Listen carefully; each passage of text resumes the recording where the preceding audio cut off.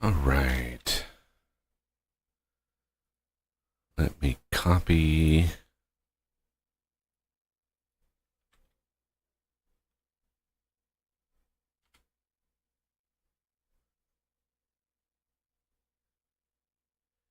And share. You know, you gotta share.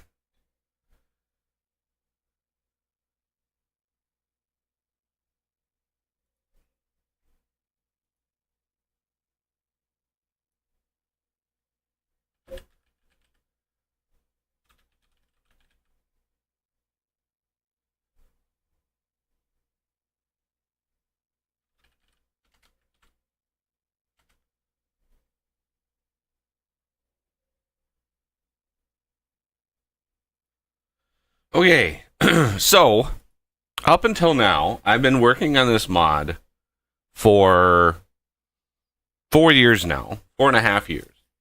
And, you know, I basically like heads down coding, trying to get machines and trying to get the pipes and trying to get the wiring and trying to get all that stuff working.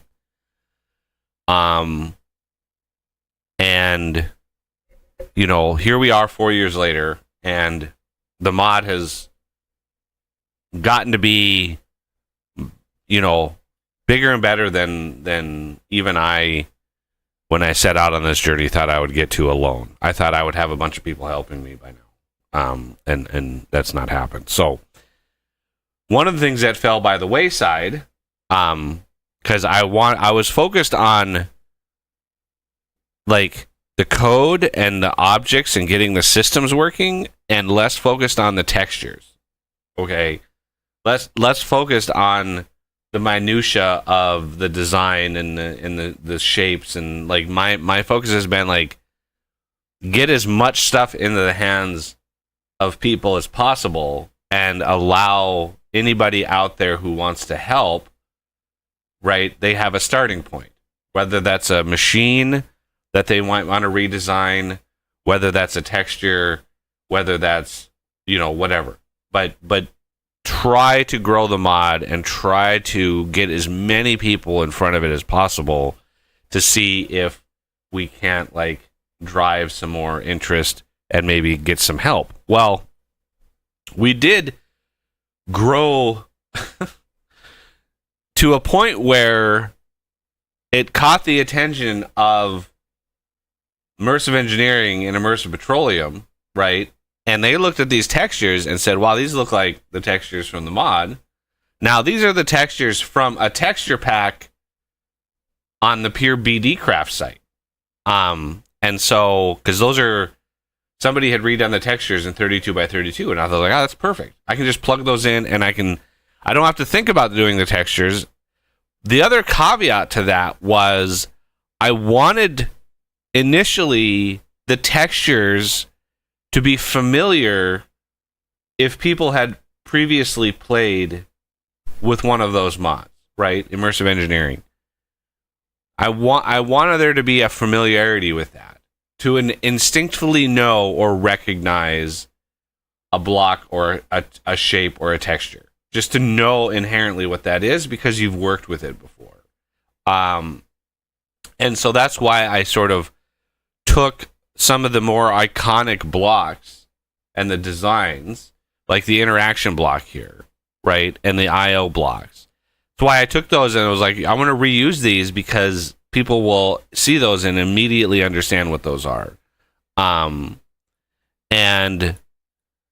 well, obviously somebody took issue with me using these textures, and that is why the mod is currently locked on the mod up.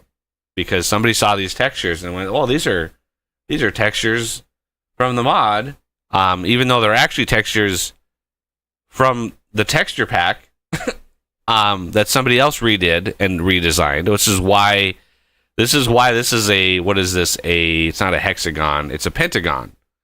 This is a pentagon because of the pure BD Craft design aesthetic is all based on pentagons. And so that's why these are like pentagons in here, is because it's a pure BD Craft. So it's not actually textures from the mod, it's textures from a texture pack for the mod. But at any rate, right, a lot of these are going to need to be redone. And so I sort of did a call out to the community. I was like, well, I'm going to need some help with this. I'm not an artist by any stretch. I can tinker and I can kit bash and I can like poke at things and get something that is reasonable, but I'm not a kind of artist that could sort of design a cohesive look to something where everything sort of like looks like it's in world. Or if I do, it takes me 10 times longer to get anything done. And so I basically called out the community and said, hey, I'm going to need some help with this. If there's any artists out there who are interested in helping me kind of redesign all of the textures, all of the required textures, like this texture, these are fine because they're based on a base game, right? The worn metal plate. That's what the base is, and then I just have a design like I did these. These are ones that I've done, so I know these are fine. It's like these and this. These are just basically snippets of textures, right? Heavy engineering, light engineering, all of these. I was hoping to use these because they're familiar with people. You know what a heavy engineering block looks like, right? You know what a light engineering block looks like. So you know what these look like if you've used the mod before. But I think more and more we are running into a situation where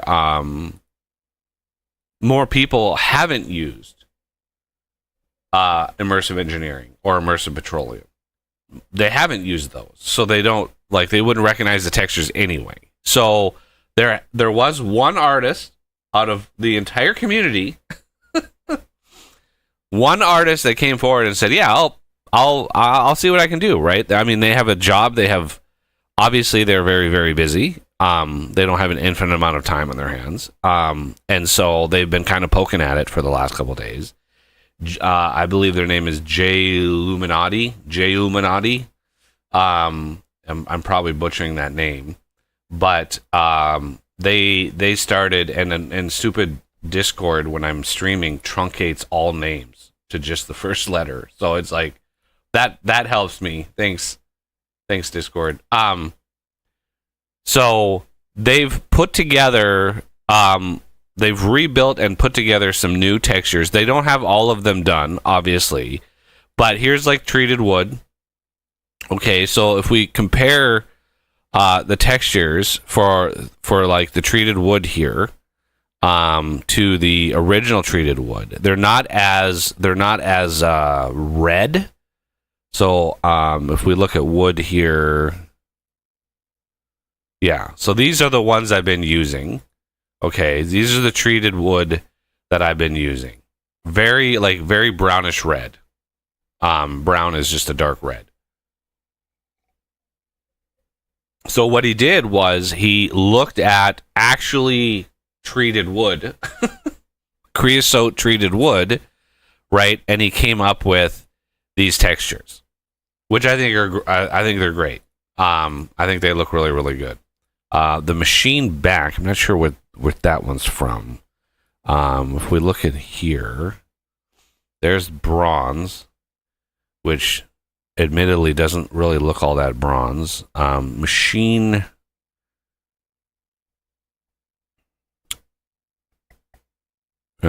back.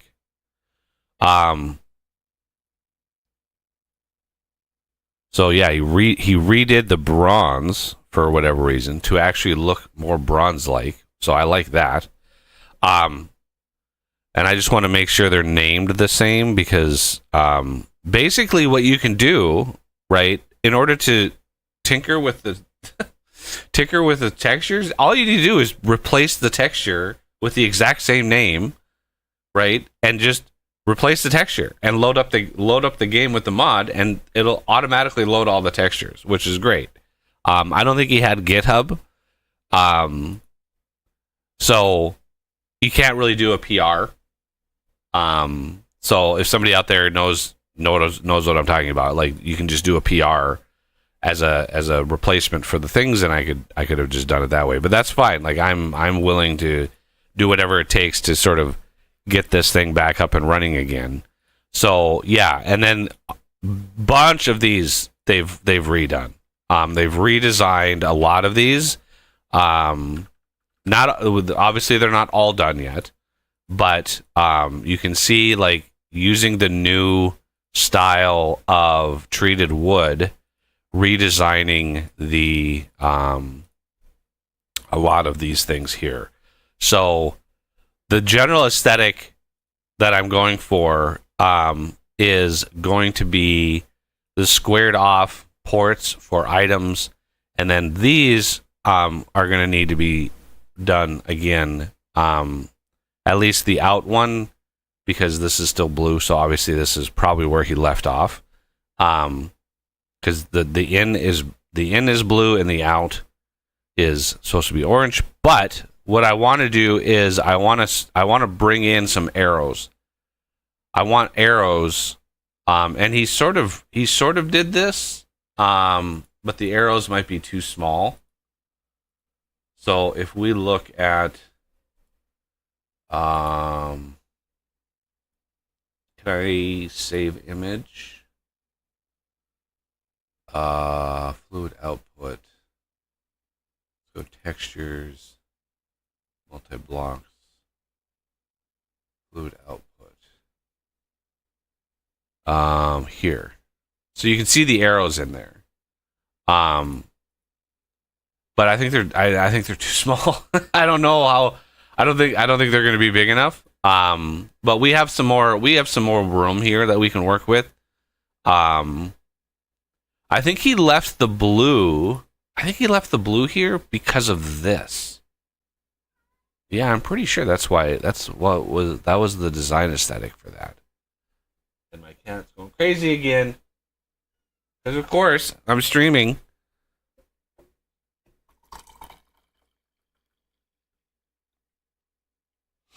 She needs to go find the mousey. Go find the mousey. Let's see, shoved it under the stove again. Okay, so let's get these into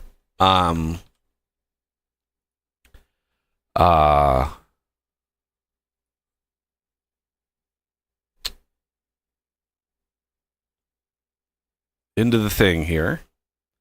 I just updated this. Can we please stop with the daily updates for this utility? Please. Okay, so you can see all the ones that they've redone here.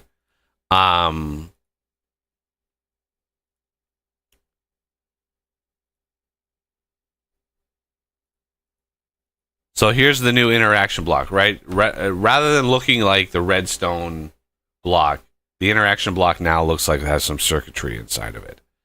And here's light engineering, and here's heavy engineering.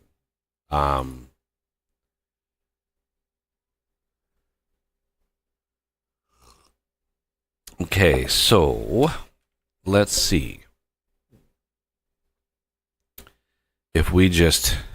Did he name these the same? Assets, textures, multi-blocks, detail 1. I think he named them exactly the same. So we could just Control A, Control C. Oh, sheet metal looks really good. Yeah, that looks really good.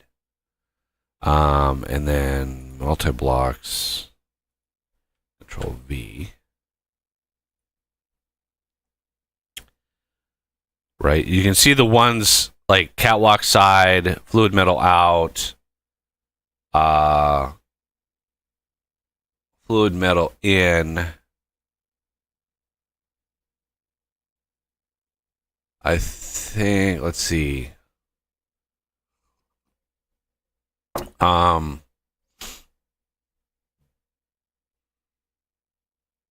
Yeah, let's see. We're gonna need, if we open this,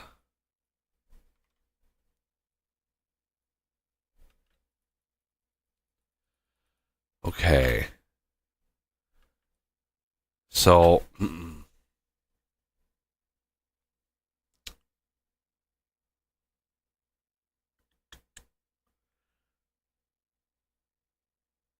mean, this looks this looks so good. Anything I do to it is gonna be nasty. It's gonna be really bad. And if we load in the one with the arrows here, right? It's kind of the difference with that. But the arrows are just too small. So what we're gonna need is to have this like rounded.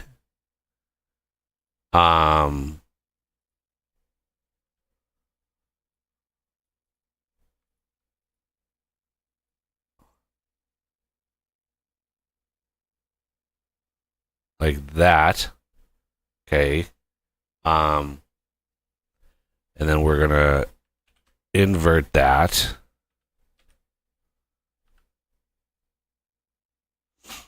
Okay. And let's just grab a gray. And we're gonna put this up top.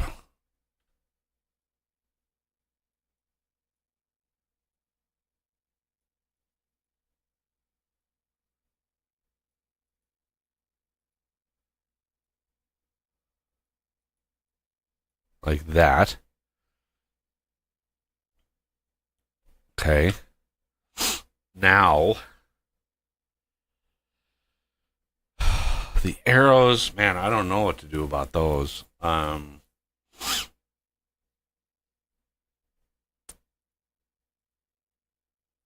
Take them off for now. And then maybe add, well, let's look. I'm going to grab this texture here, or this color. Now,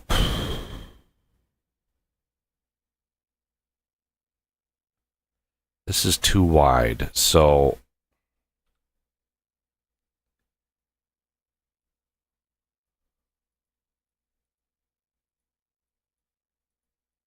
something like that. This is right up to the edge.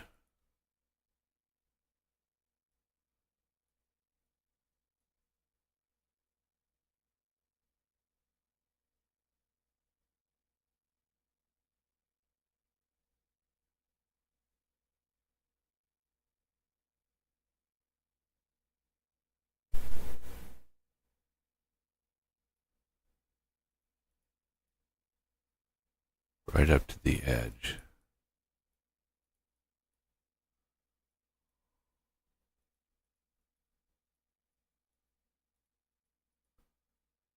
Oh, yeah, you're going to have to go right up to there. Okay, so those still, I remember, this is how big you're going to see it. Only, it's going to be a little bit bigger than that, obviously, because it's going to be in game. It's going to be over a big block. But I mean that doesn't look horribly, awfully bad. So, we're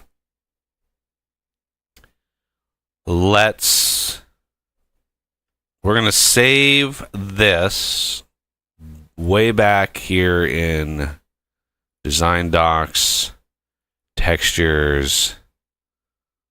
We're just going to name this like Fluid Side. Okay. And then we're going to save a copy of this. PNG. Save. Okay. Multi-blocks.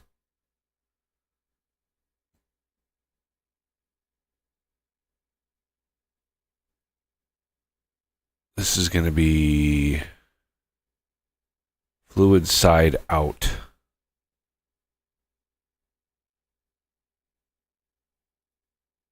Okay, save. Save. So that should have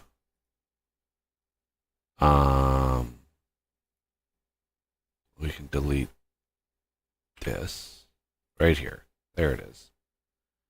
Okay, Fluid Side Out. Now in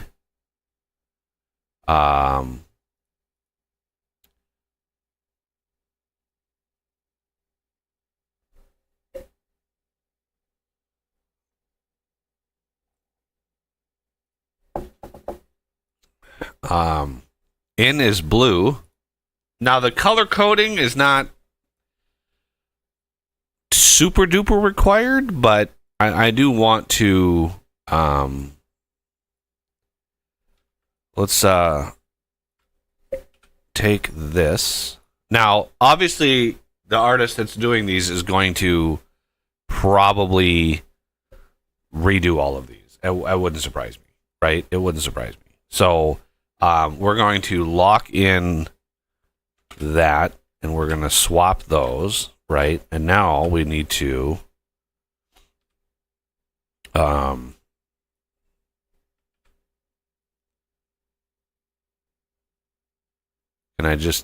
I can't. I don't even know. Okay. Obviously that's not going to work. So let's whoa. Oh. Let's take that off. It's amazing what three pixels does to a shape. Okay, now we're gonna paint. Oh, nope. B. Nope. There we go.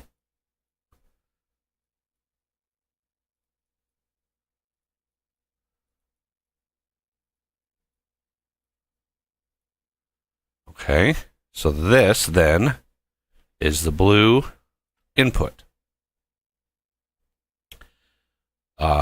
Okay, so we're going to save and then save a copy. Save. And then fluid side in here. Like that. Okay. And there we go. So the in, out. Right, and I do want very similar things for the wood. Right, it's I want that the side here, this generic one, is for the generic block, right? Because when you're building the multi blocks, and you place an I/O block, you don't inherently know if it's in or out. Nor does the machine. It doesn't care. All it cares is there's an I/O block that goes there, right? What that I/O block does, whether it's in or out, happens after you form the multi-block, and boom, you've got the finished multi-block. Then it matters, and that's where it uses the actual mapped version of it. So fluid metal in, I think. Well, this fluid side, all we need to do is take away the arrows. Right, and then save a copy of that, and that would be fluid side here. Right, no arrows, just generic. Fluid side is just generic. It indicates there's fluid there. It's metal. These fluid metal in and fluid metal out. I don't know. Fluid side in, fluid side out. I don't know if these were actually used anywhere or if he invented these file names. I didn't check.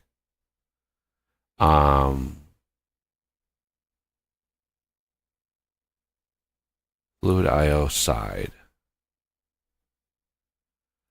So fluid metal out and fluid metal in, these are going to need to be redone. Well, I don't know if fluid side in was actually a texture. Let me take a look at the GitHub.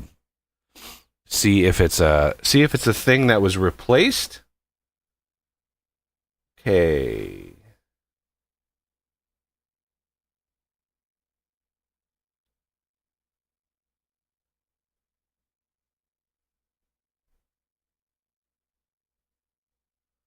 Oh, those are all ones I've deleted. Yeah, I deleted the entire directory tree out of the mod for all those old textures. added. Okay, so okay, these are all textures. Where am I? There they are. There they are. Okay. Um, fluid side in. Yeah, these are interesting. Okay, so there is a difference. Fluid side in has that blue band on it, and then fluid metal in does not. Okay, so that means what we can do, try to take that blue out.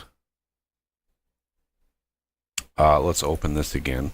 So the blue on each side here. Ooh, this is where artistry comes in, because yeah, this is gonna be sort of a hacked way of doing it.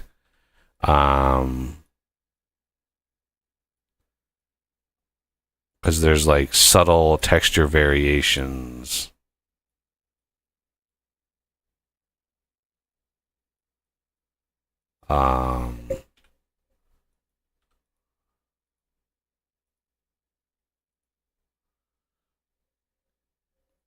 Because you can just like, I don't know, like sort of randomize maybe.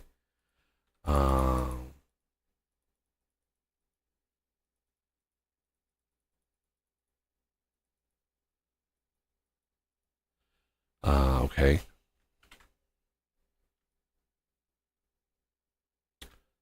Kind of spotty.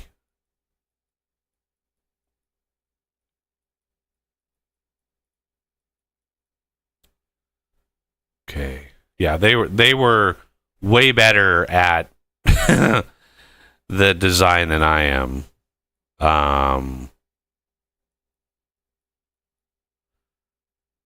Yeah, there's still some bluishness down here.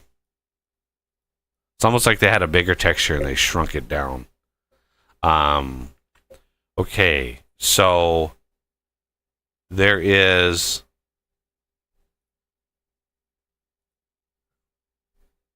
here fluid metal in, fluid metal out.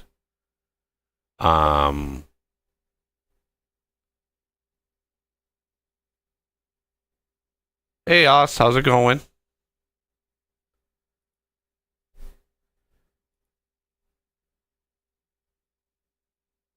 It would have been cool if they would have left me like a blank like metal plate to just tinker with. That way I could just sort of, stuff like this would be fairly easy to punch out, but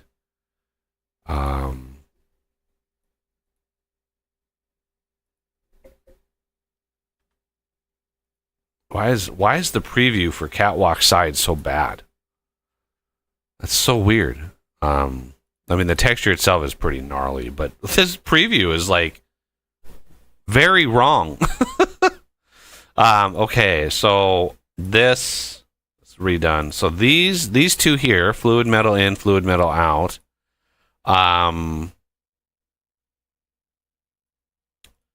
So let's save this. Save fluid metal in. Save. Replace. Right? And then I want to... I need that orange back. So let's grab this.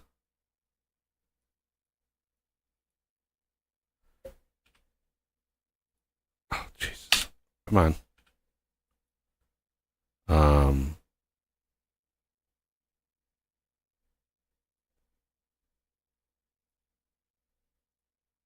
Okay.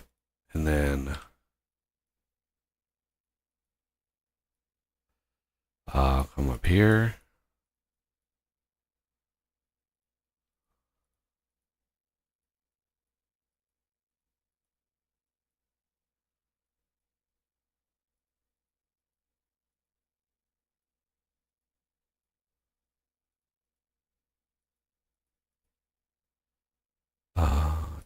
this like that. That's more or less the same thing. Oh yeah. That arrow is going to move 1 pixel. I suppose I could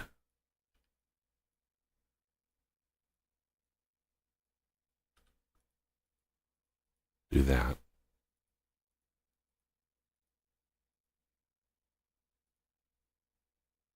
Okay. So let's save this as fluid metal out.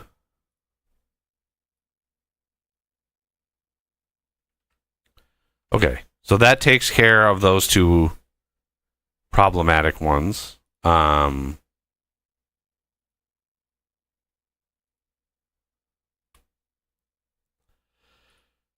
mean, the pipes, like, what can you do about these? Like, there's such a generic texture. I don't know how you would redo these in a way that's, I don't know what we could do with that. The power IO,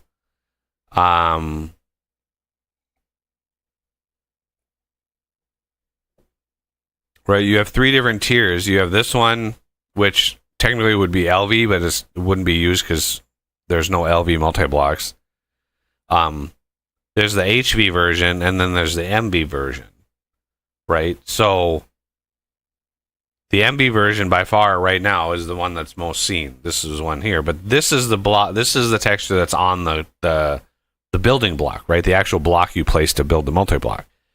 So that just indicates like it is a power IO block. When it forms, that face that you put the connector on turns into this. And then when HV comes around, boom, that's going to turn into that, right? That's the visual indication at a glance that this thing is, this is where you put the, the thing. So, anyway. So now that we have a bunch of those textures done, now we need to look at, let's get these replaced here. So we come up here and go all of these and paste these in.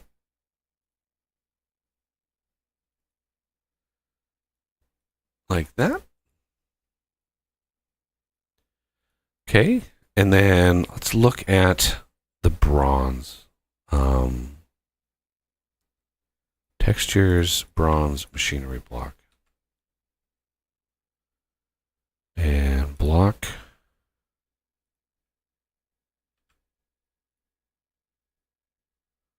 Bronze. That definitely does look more bronze.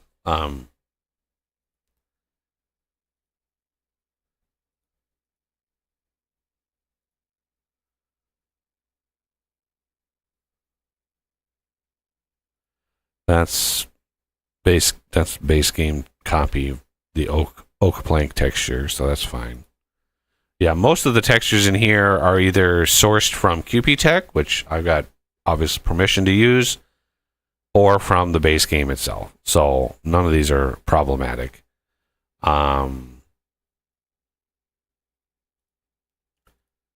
LV machinery, none of these are, again, these are mostly or pretty much all QP-Tech based. And then all the concrete, again, same thing, was from QP-Tech. Creosote oven, these were ones that I did, but the bricks themselves are from the base game, so that's fine. Deco, that's not a problem. The gauge, I was going to try to do something with these, right? I was really going to try to see if we could get, like, the gauge on a machine to, like, change, but, like, it would have taken a mountain of code for something that most people would never even pay attention to. It's like they'd see it once and be like, oh, that's cool, and then move on with their day and never see it again. And it would have taken hours and hours and hours and hours and hours of code to try to get that to work, and I was just like, it's not worth it. Okay, so There are a few. There are a few left in here. These I suppose you could basically redesign, do a slightly different brushed metal, maybe pop the ridges out or change sort of what that is. But a lot of my shapes are UV mapped to these textures, so you can't change like the orientation or anything. You'd have to change maybe how the gradient is and just kind of redo that. And then hoses again, very much I've got these like UV mapped to the shape, so it's very hard to you'd have to redesign these to be exactly like this. But maybe the artist can do that. And then the IO blocks and some of these other more generic blocks. But the fact they got the sheet metal here is phenomenal. Let's do a thing here, and I want to take this sheet metal. Okay, and then I need this sheet metal. And I need to grab this texture and like this texture.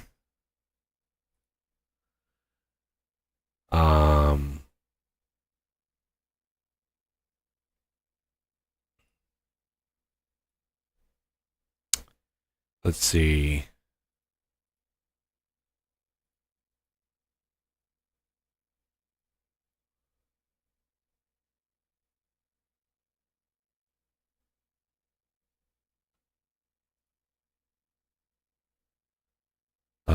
Filter,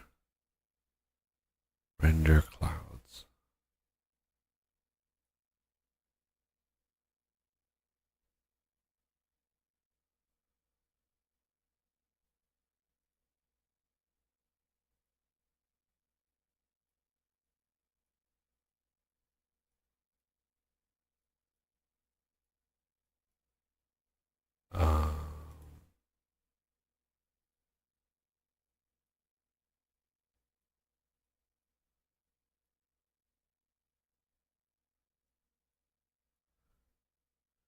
And again, this could easily be redone with an artist that knows what the hell they're doing. I'm just a lowly programmer of things.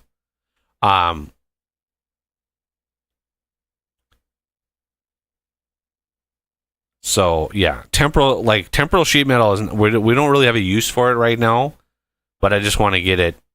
I just want to get it in. I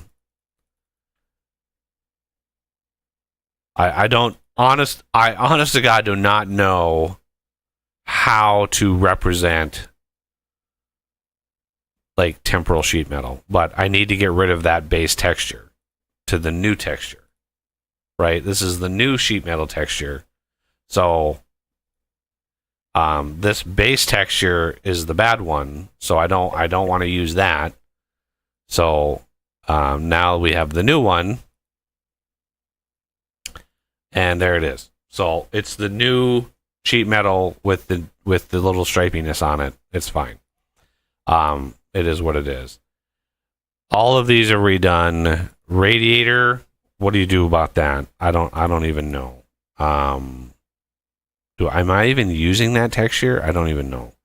Reinforced steel, that'll be simple enough. The we already have something akin to that over here.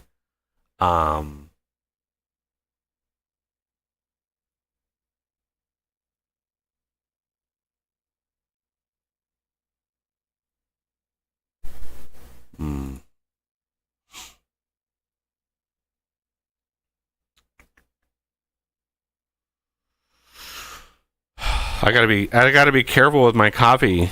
My water is off. Yeah, I get up today and the water of this whole area is turned off. They've been working on they've had the road out down the hill from me torn up all summer. all the way back at the beginning of June. They started tearing it up. And so I've been anticipating my water being off all summer, and it hasn't. Except for today. And so I get up today and the water is off. I'm like, oh, man. That's brutal. Luckily, you know, a month and a half ago, I had filled a giant bucket with water in my bathtub.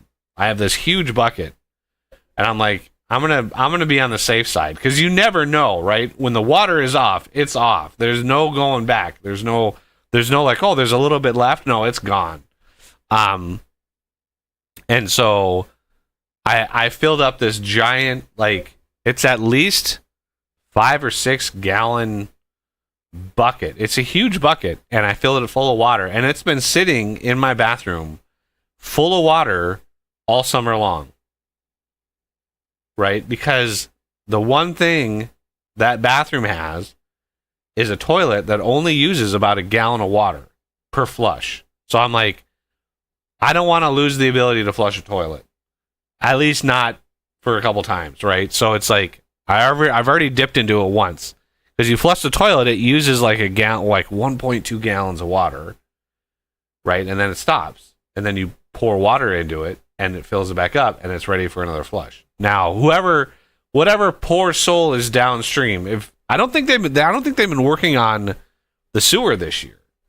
I don't think they've done anything with sewer pipe. It's only water pipe. They've been putting 8-inch water pipe into the ground. Like think about that. How much water and water pressure you can get in an 8-inch pipe.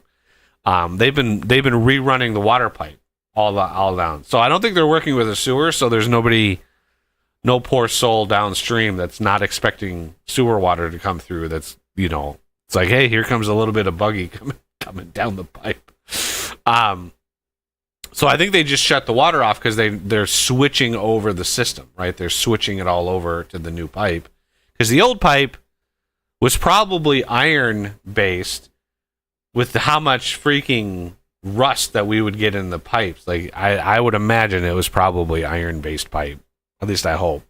I know where I grew up, because I grew up, I don't know, 6 blocks from where I'm living now. I grew up, and the pipes in that part of the neighborhood were so old, they were lead pipes. Which explains a little bit about me. Growing up with lead water pipes. Okay, so if I take...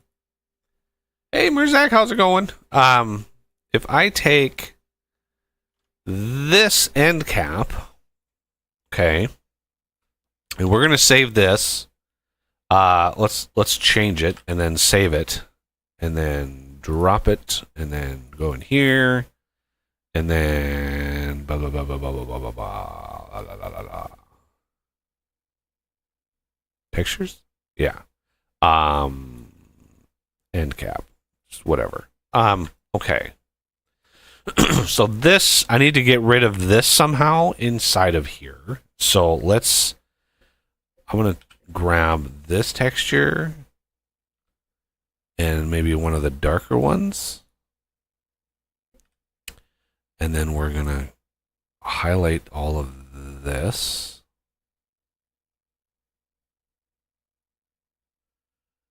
And we're going to do the same. We're going to do render clouds. Well, that's not very cloudy. Render difference. Not that. But whatever that was.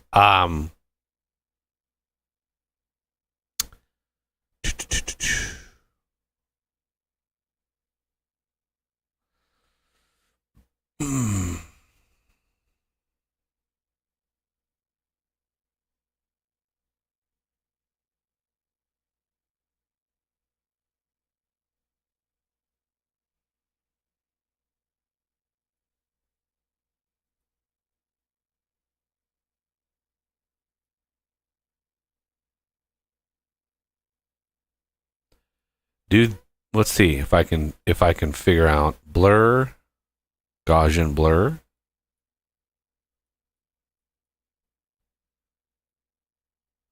Do a little bit of blur. There we go. I mean, it's not perfect, but doesn't have to be. Okay, so with this, we could then save it as, and then find that Power IO bottom. Oh, reinforced steel. Yeah, reinforced steel. So save that. That's that. Okay.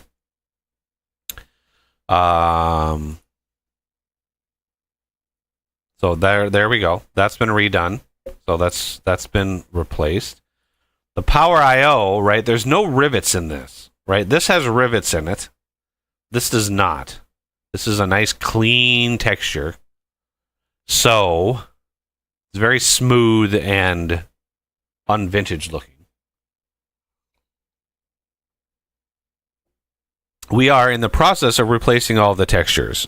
If I need to summarize again, because the makers of Immersive Engineering and Immersive Petroleum caught wind that I was using some textures, and they got all grumpy and said, no, you can't use those. So they locked my fucking mod. Rather than reach out to me and say, hey, can you replace the textures? And me going, yeah, I'll replace the textures, right? It's not something I can do overnight, but an artist did come out and say they would help, and they've done most of this. Like, they did these beautiful treated wood textures. And the sheet metal looks phenomenal. Like, this stuff looks awesome. So they did a great job. I'm very happy with the sheet metal. Was the one I was most worried about because it's like very, very difficult. And so now they've got the new interaction block, heavy engineering, the VE in there. I mean, having letters in there we might need to get rid of those just because this could be in many different orientations. It's not guaranteed to be in this nice clean orientation. And then these pipes, these three, they're going to be rough. I don't know what we can do about these. The fluid stuff I think I've got these licked. Right. I think these are good. And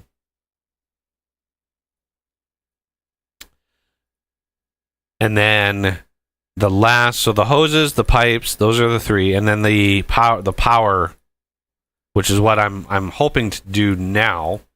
I just have to get rid of these riveted. The detail one he already did. The catwalk, this one here, I'm gonna need to redo again.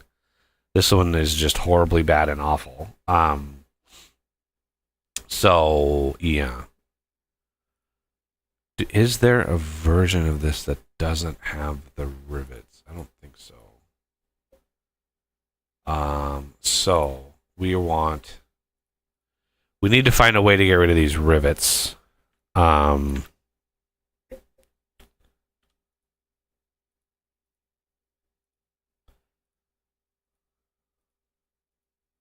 just cover them up for now. And then maybe grab one of these.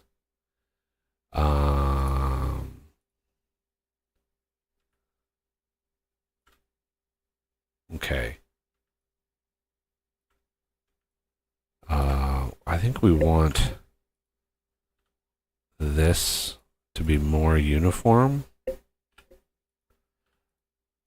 Right? We need that to look like it is sunken in. Okay. Seeing the reply, mod left on your post on them. I have not. Let me go look at that. Oh, they fucking I'm logged out. This site logs me out so much.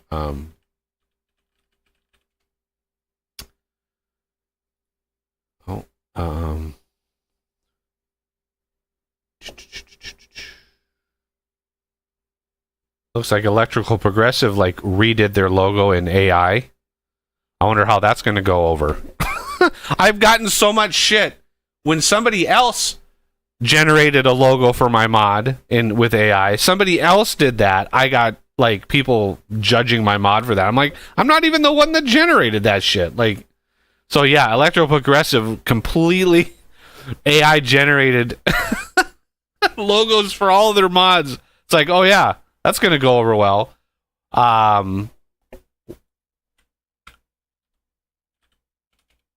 Vintage engineering. Why is my mod not even the one that pops up? Is it because it's locked? Man, that pisses me off. I gotta remember.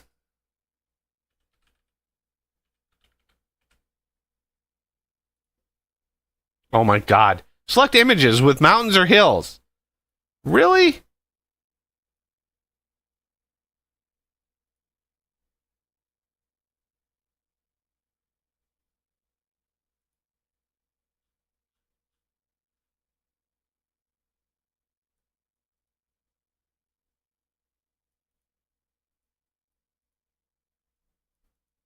These asset changes includes models.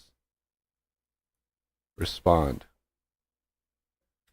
There is no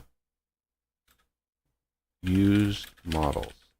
All models in my mod are made by me from scratch.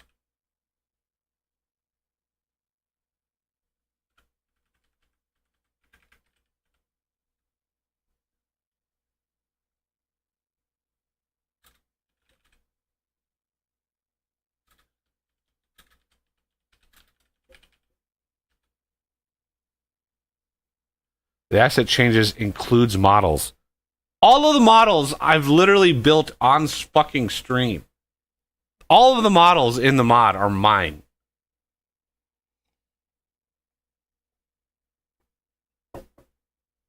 All models in my mod are made by me from scratch using VS Model Editor.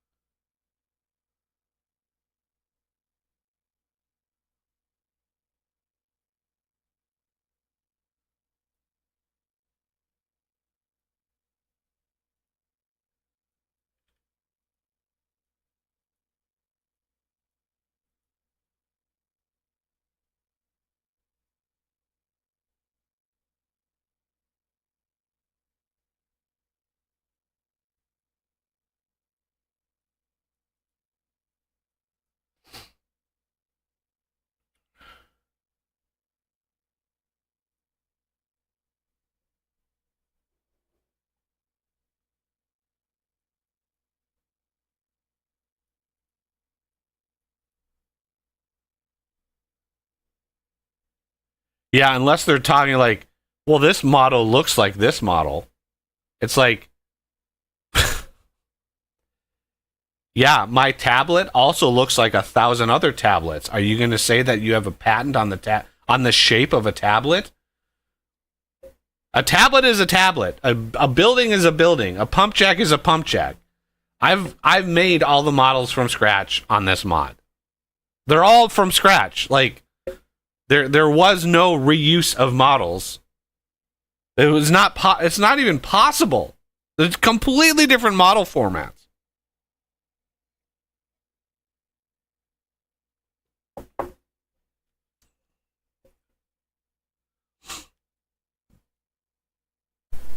Let's see. Have you seen? Yeah. So, you know, if that moderator gets a bug in their ass and is like, "No, this building looks like this other building," and it's like, what do you want from me? I spent 8 hours modeling the chemical plant. 8 hours building that shape, block by block, shape by shape. And you're telling me like it can't look like a building somebody else built? I'm sorry, but then the base game is going to have to redo some of their fucking shapes.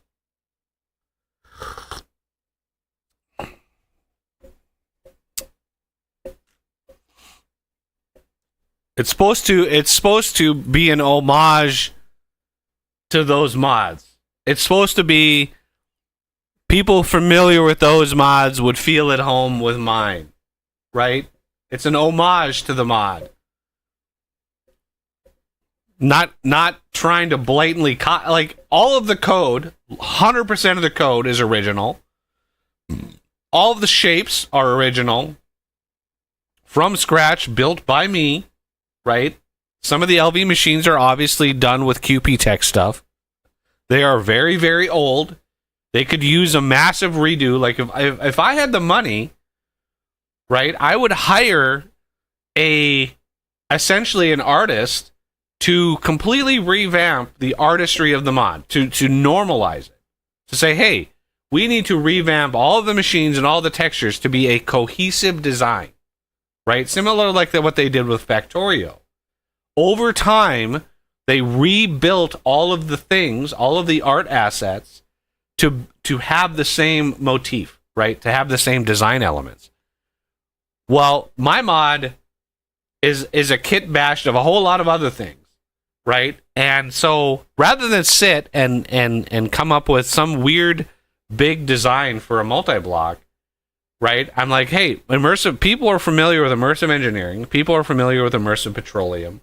I'm going to try to do something that they're familiar with, right? The distillation tower in my mod is built way differently than immersive engineering or immersive petroleum.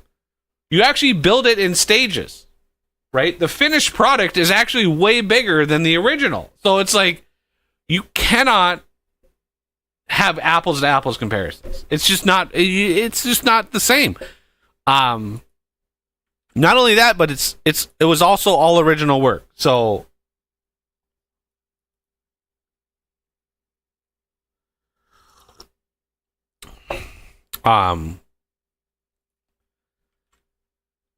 they asked, like, is it really so hard to ask for permission? This is obviously somebody that's never done this before. It's not hard to ask for permission. The problem is the other person is going to say no. They're going to say no. Guarantee. So why ask? They're going to say no. If you're like, hey, can I use these textures or this model or blah, blah, blah? Can I use these? Right? Just the look. I'm not using the actual model. I rebuilt it from scratch, right? With completely different setup and a completely different editor. So it's not the same model. It has the same silhouette, right? The same profile. My pump jack is actually very, very different. I had to completely remodel that from scratch. It's still a pump jack. But it's like, before I ever started the mod, this will give you a clue. Before I ever started the mod, I reached out to the person that has ownership of the Immersive Engineering GitHub. And I said, hey, I would like to build this in Vintage Story, right? Can I, what are your thoughts on that? Right? I wasn't asking them to do it.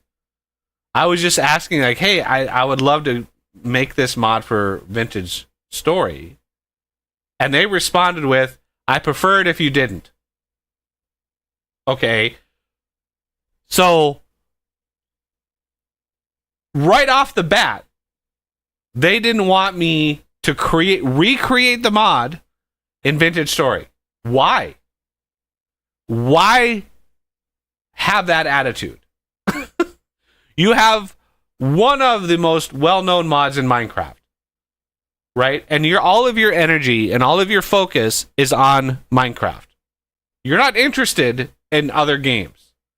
I'm trying to build an homage to your mod, the work that you and the other 120 people that have contributed to your mod. So it's not just yours, right? You have 120 people that contributed to your mod. It's not yours anymore. right? You haven't done 100% of the work on it. So to deny that somebody wants to build an homage, because I would have called it immersive engineering for Vintage Story, right? I would have called it that had he given me permission, but he didn't. So vintage engineering, and I built it from scratch. It's completely built from scratch.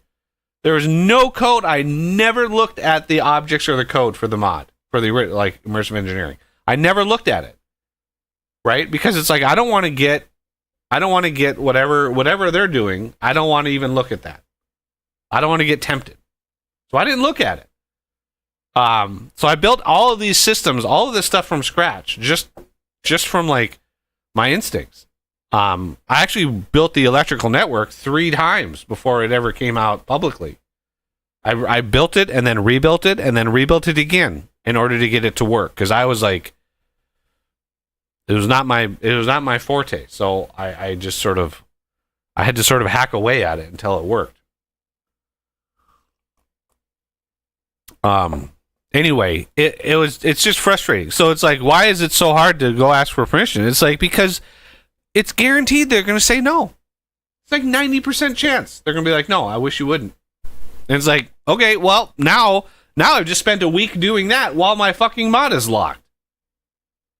So I'm just going to redo the textures and say, hey, the textures are all redone. There's no more textures. Okay, let's look at what we have left. Okay, so this Power IO bottom we need to replace. So let me save as. Yeah, and the stupid Photoshop, you'd think that, they would know by now. Okay, this, and then Power IO bottom, somewhere in here. There it is. Save. Another one down. Boom. Completely redone. Now, for the Power IO,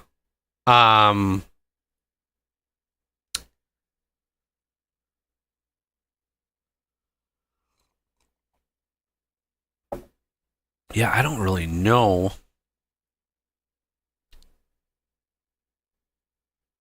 Why do I have to because the people from the original mods, Immersive Engineering and Immersive Petroleum, and maybe the artist from the Pure BD Craft, where these textures were originally from, the texture pack, they didn't like it. They're like, you redo it.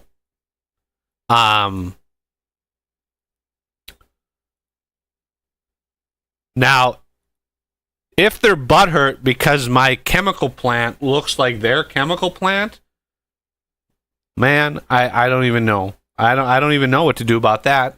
That's 8 hours of work took me to make that. It's the biggest multi-block in the game. In the mod. It's huge. It was like 8 hours of work. Okay, so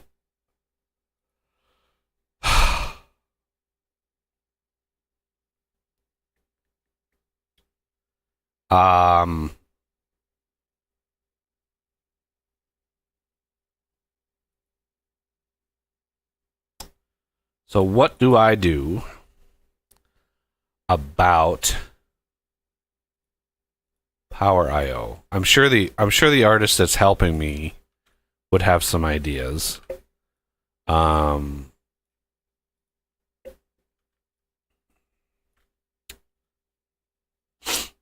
But let's see. Let me put some guidelines in here. Okay.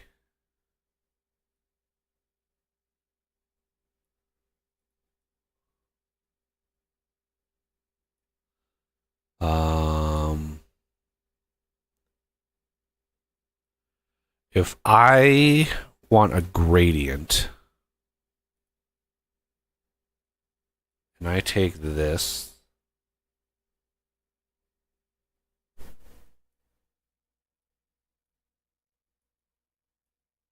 okay, and I say,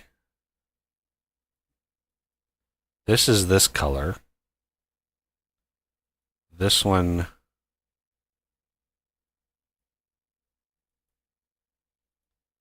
I want to be like a darker.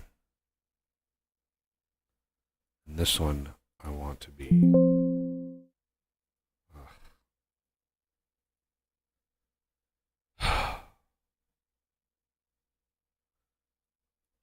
Copy that.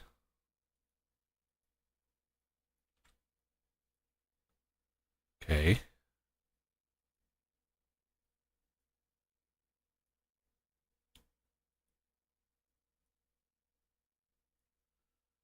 Okay. And then we do this.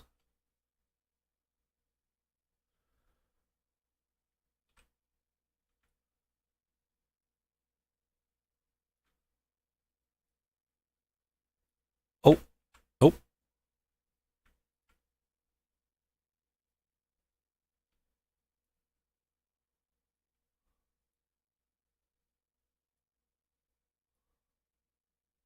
Okay. And then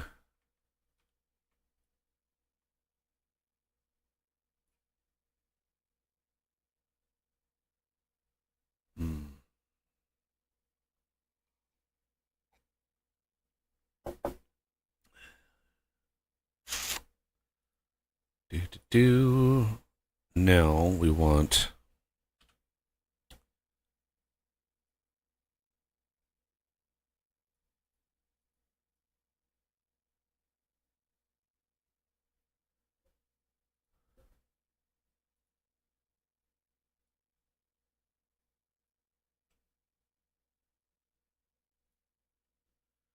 that.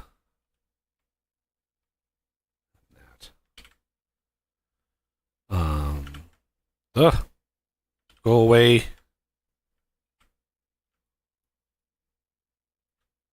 What? Where did those lines? Where did those lines come from?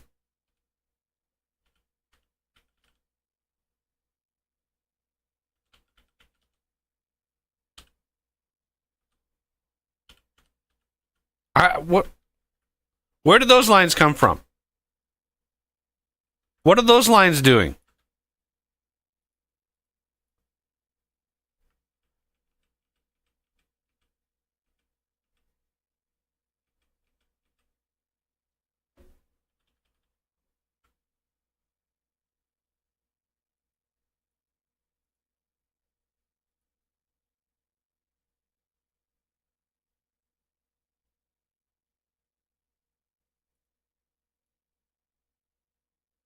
Where's the history? History. I have no idea what those lines are. Rulers? No.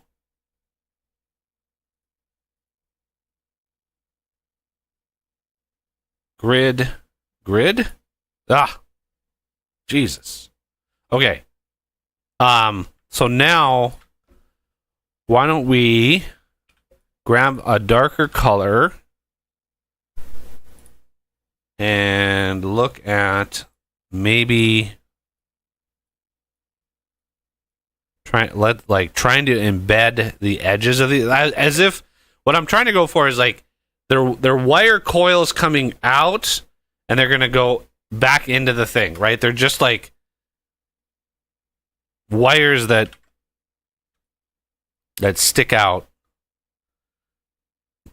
Let's grab a little more subtle dark and then wrap these in a little bit more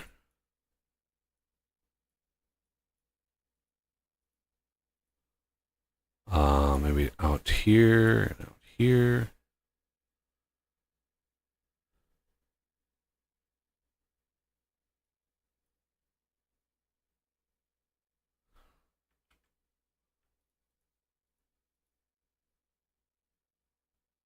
That actually doesn't look bad. Honest to God, that does not look horribly awful. So let's save that. And that would be Power IO here. Save. Save. Okay. Now, I think what we want to do is for the MB,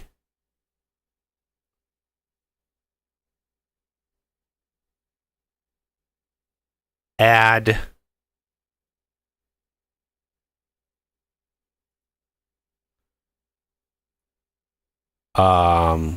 we go I, XI, marquee. We want to go here.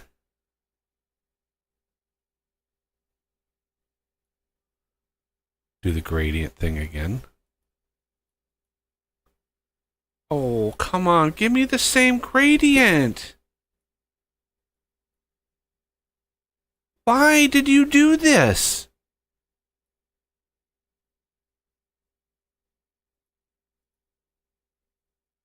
Give me the same gradient. Where did that gradient go?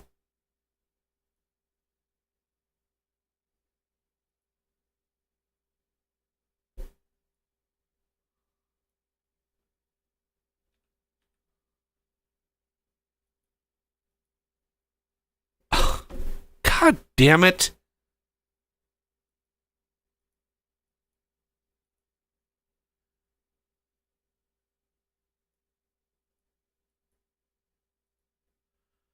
Okay, so let's move that closer to the edge.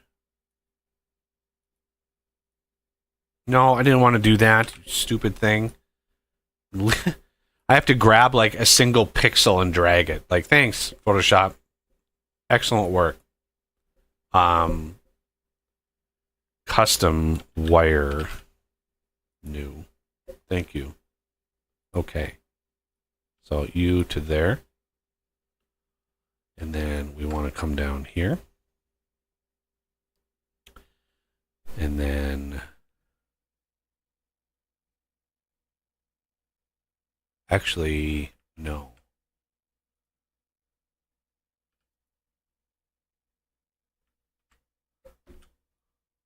You to there. And then gradient to here. No, what are you doing? There we go. And then come down. And then marquee that. Gradient down there.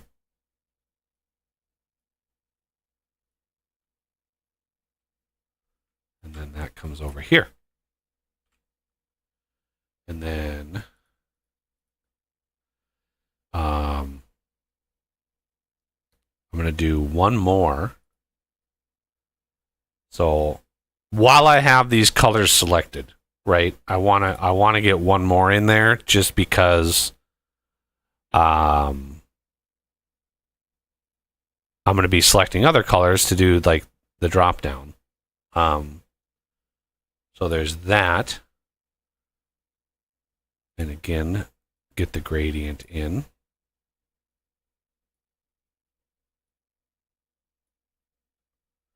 Move that down here.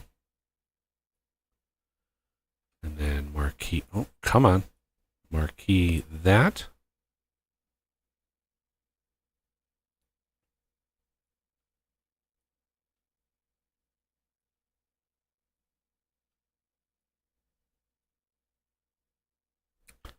And then bring that over like that. Okay. So now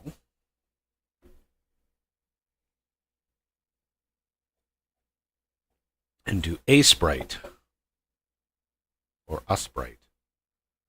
I mean, I've been using Photoshop for like 30 years. I've been using it since the late 90s. I'm most comfortable in Photoshop.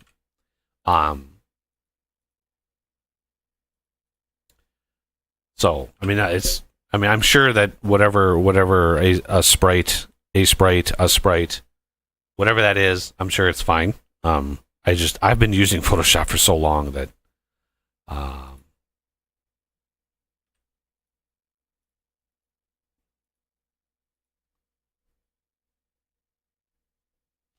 okay. And then I take this.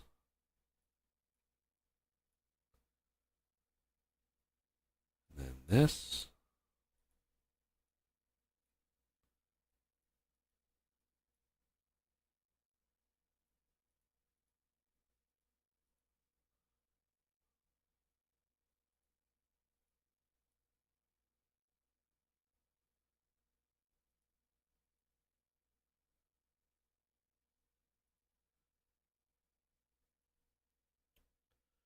Okay.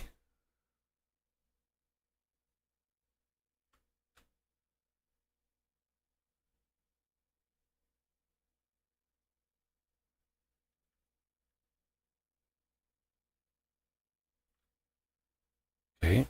Save as. Now again, the artist that is helping me could come up with something much better than this. I'm just throwing these in here, right? Just so we have something different than what I had before. Okay, so again, this is just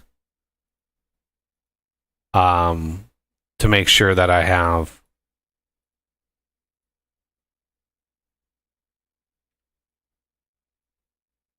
no reuse of anything.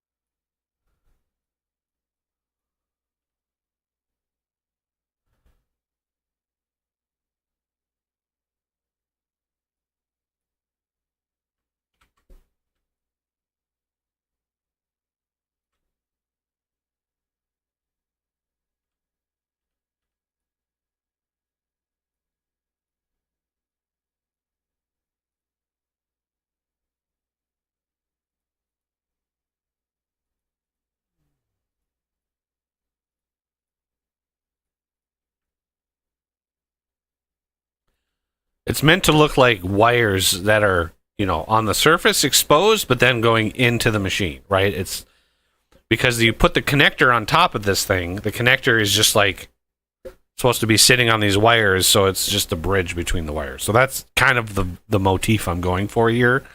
Obviously, an artist could come in here and make it look better. But for now, this is what I have to work with. So it is what it is. HV right here. Okay, so that's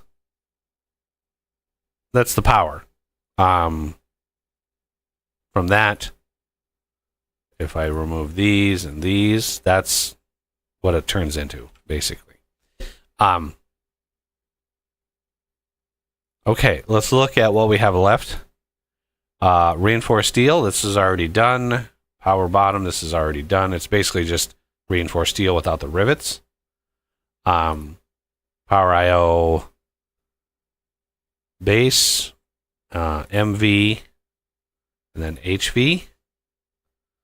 All of these are done. Radiator, like, what do you do with it? It's literally gray and black stripes. I don't know what I don't know what you can do with this. These are the three here, right? These three here, that's going to take some skill. This one, I think we could redo, because it's just ugly and nasty. This X is just in a bad. This is just bad.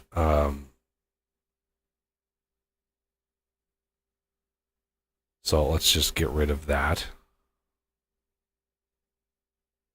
Okay. Now this detail here.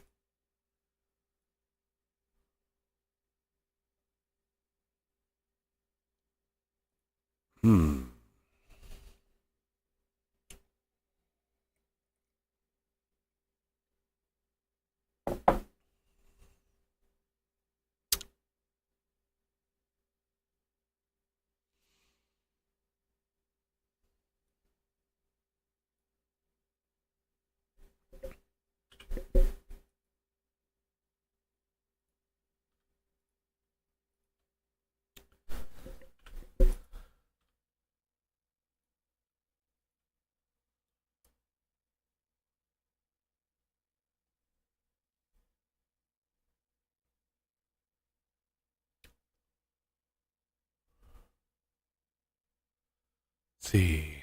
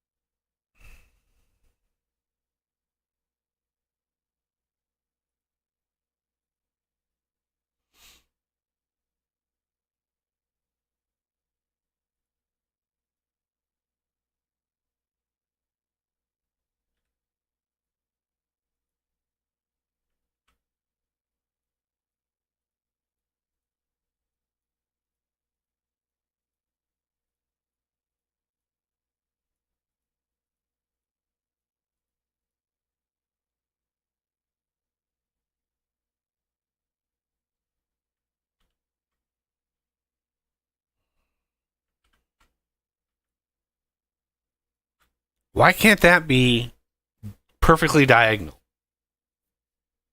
Like, what is stopping that from being perfectly diagonal?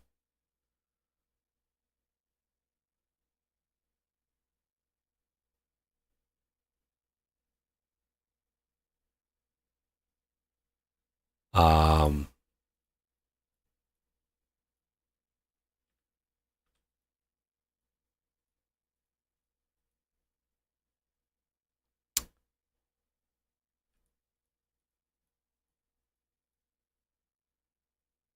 so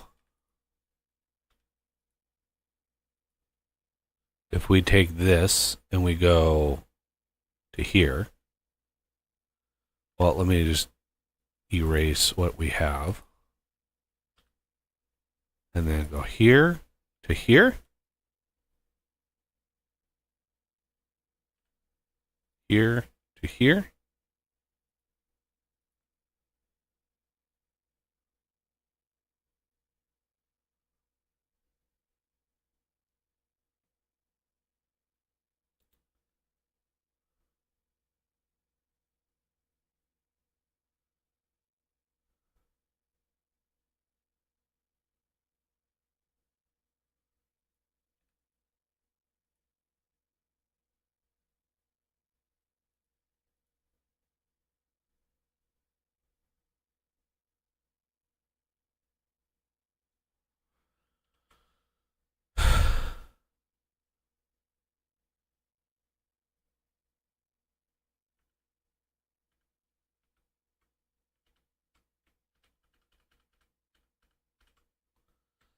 Okay, and then down here again, this is just general gray textures. Like, I don't know what else I can do with this. I mean, I can try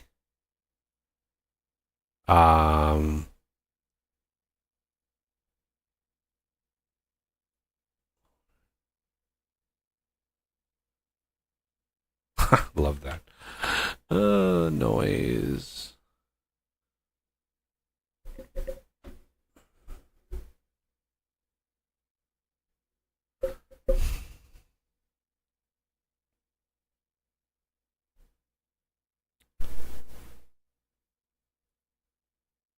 Selected area is empty. You need to actually have like a texture in there in order to make noise, really? Yeah, apparently you do.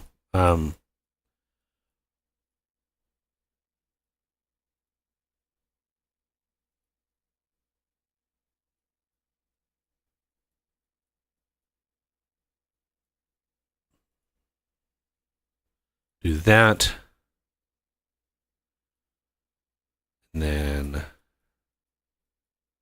do a little blurriness. Right? So that's what it was. This is what it goes to.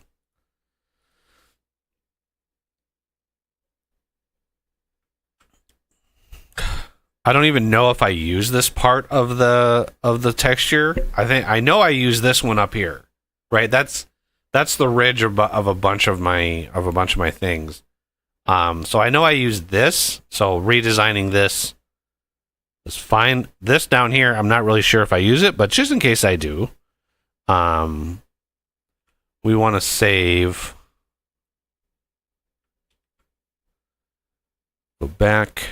Design. Catwalk side. Already exists. Don't know why it would, but let's do that. Save as. Save. Catwalk side. Save. Replace. Okay. So that, until somebody else comes by and gives me something better, that'll be good there. Okay. So we have all but 3 textures redone here.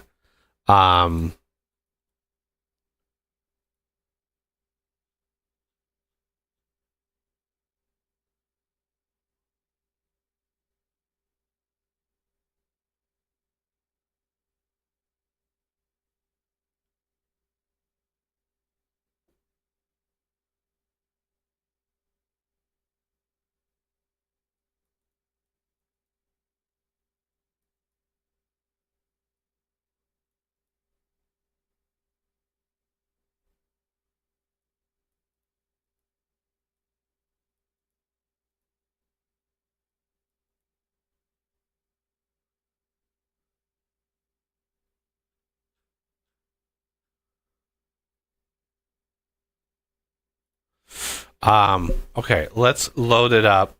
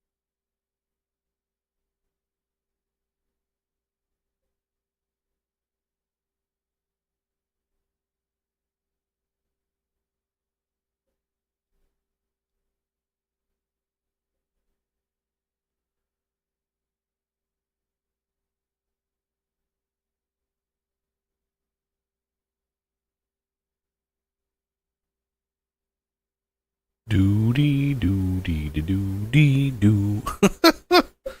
Okay. So as you can see, it just incorporates the new textures into its thingy. So there is the new, you know, the textures that are just generic. Those are just single color, basically, textures. Those are just basic. And then we have these kinds of things. So these textures, again, there is the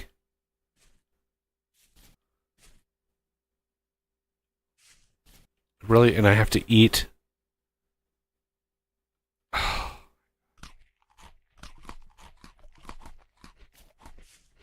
So yeah, these are all I mean, the models, all of this stuff is all made by me. So there's the new. Oh, that actually looks pretty good.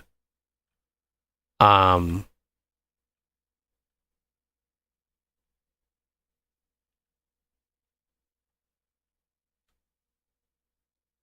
then this, yeah, that sheet metal texture actually looks really, really good on here. I mean, it actually looks like ribbed sheet metal. Yeah, the artist did a very good job on that. And all of these, again, that's the interaction block. That would be, there's the MV connector. There's the pipes, the tubes, right, that we still have to do. So those are still not done yet. But yeah, everything else here is.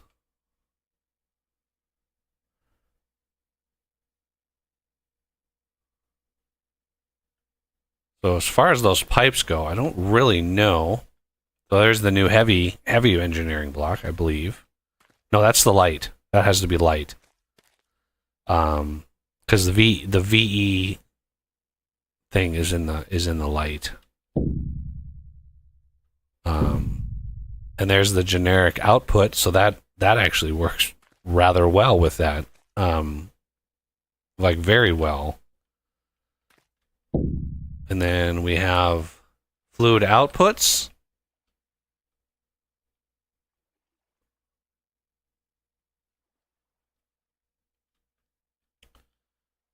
And there's the item output.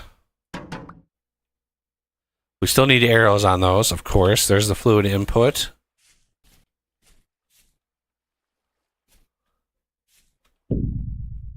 And here's what I mean, like, people posting problems with the batteries and stuff. I just loaded into this world. This is getting power. These are fully powered. This is powered. These are all powered. This is powered. Like, the power system works. So if you have a situation where it breaks on your world, then, you know, I don't know. I don't know what to say. Okay, so all of these textures, these are all redone. This whole thing was redone, except for, obviously, these. The radiator, again, what do you do with gray and black stripes? Like, there's nothing I can do about that. Like, what else do you do with a radiator? Make it lighter? Make it like a light color? I don't 100% know. But yeah, these are all new. Let's go down and look at the pump jack. So here's the pump jack.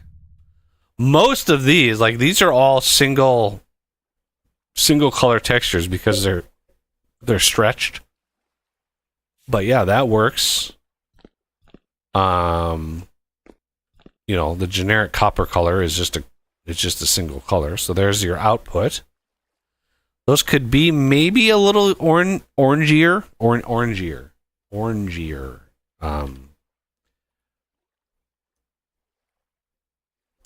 So, you know, they are the new textures are a little grungier. They're a little more like not dirty, but worn. Definitely with more of a vintage look. But yeah, this thing was a nightmare to animate, right? I don't think I have enough MV wire to hook this up, but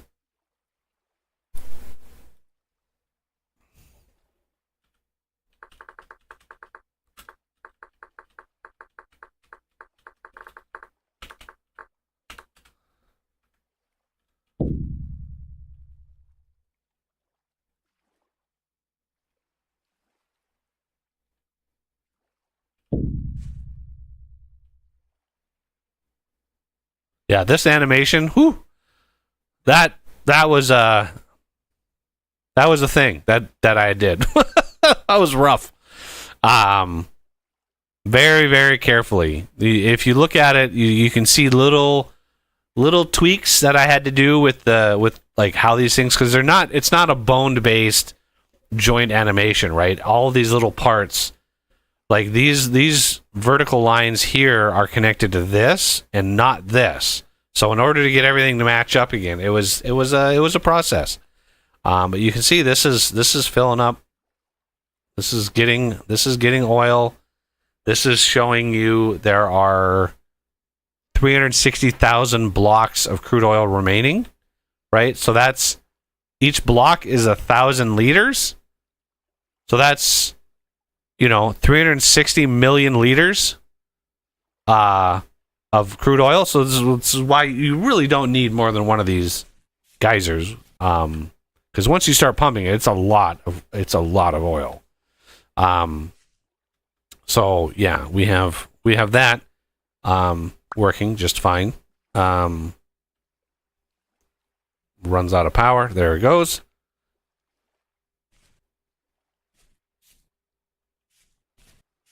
And if you ever wanted to if you have a tank and you don't want stuff in the tank, you want to empty the tank. You just smack the tank with a stick, right? You just right click it and it just empties. It just voids everything that's in it.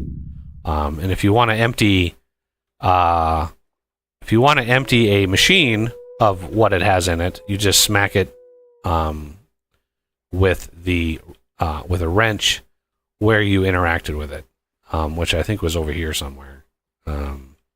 If memory serves, it was like right here or something. But yeah, this actually works. And then this one is the one that's not built, right? So this is the basic recipe for it. This is the reinforced concrete. This was, I believe, this was from QP Tech. So that's a fine. That texture's fine. The steel fence is all base game textures, and then you have the treated wood, which works really well. So the only thing is with the item outputs, the generic ones are fine. The color coded ones need some arrows, so that's the only thing there. But yeah, these are. And other than the pipes are all that's left. We got a little Z fighting on here.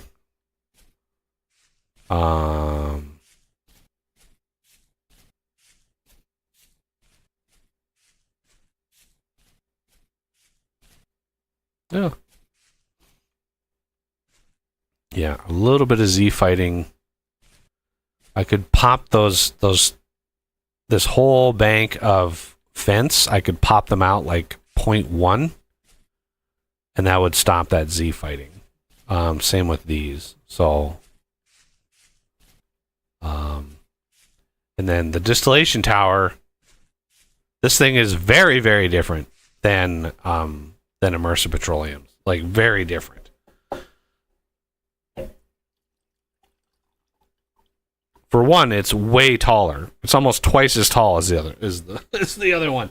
A fully built one, right? So you can build this and only put like 2 extensions, right? Because this is the base, right? If you this will only output diesel, but it's it's not as efficient.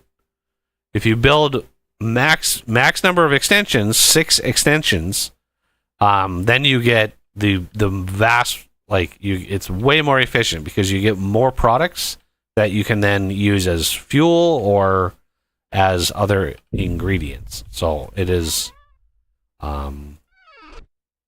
it's way better.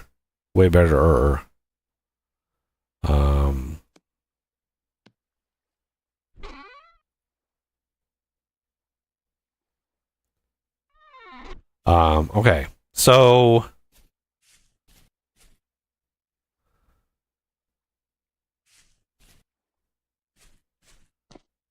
This is the temporal forge.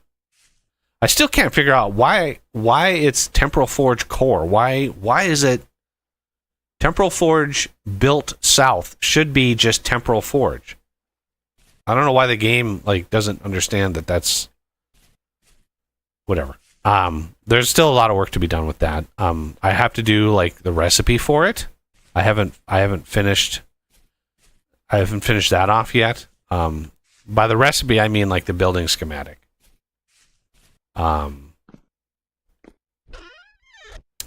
So I haven't tested it because it requires a rift or a temporal storm, right? So in this test world, when I finally get a temporal storm, I don't know if I can force one, if there's a debug command to force one, but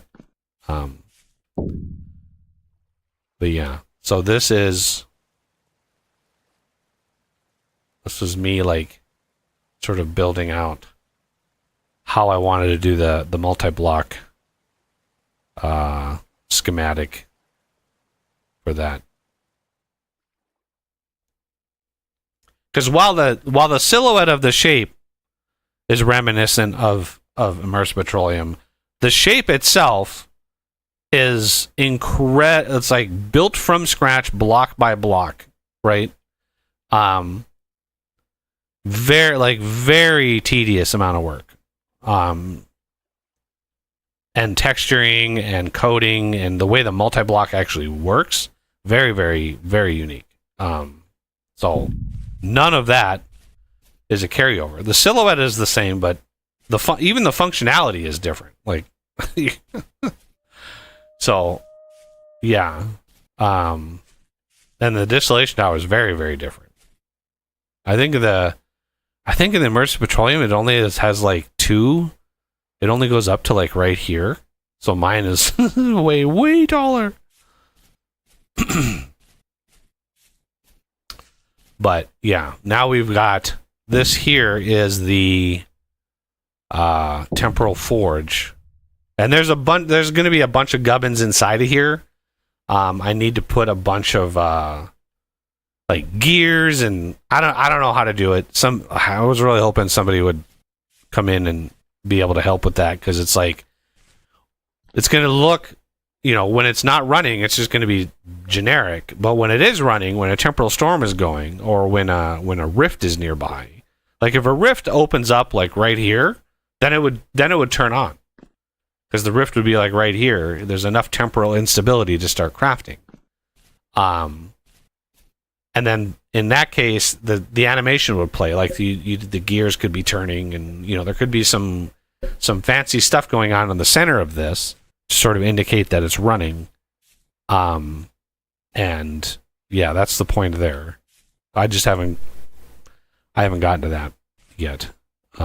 We were going to do that today, but instead we had to sort of abandon that and work on the textures. So, all right. So what do we want to do regarding the textures of those pipes? I don't know how to do those differently enough. Right? So these things here is what I mean. So let's close you and let's bring you in. I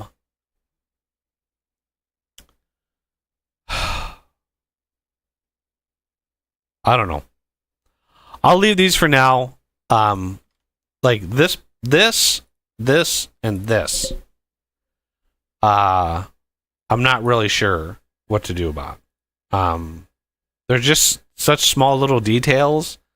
How do you differentiate them? You make them darker? You brush the metal a little differently? I mean, we're talking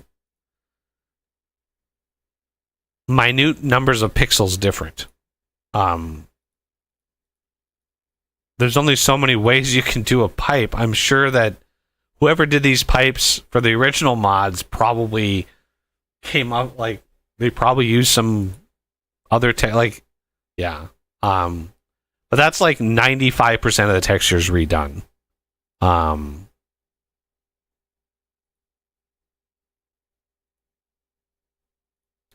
Okay. None of the other textures are in need of replacement. We did the treated wood already. These are just the 4 variants of the planks. And they carried over those already, so they've got those already done. So treated is just like the full block texture treated, and then you have all the customized ones.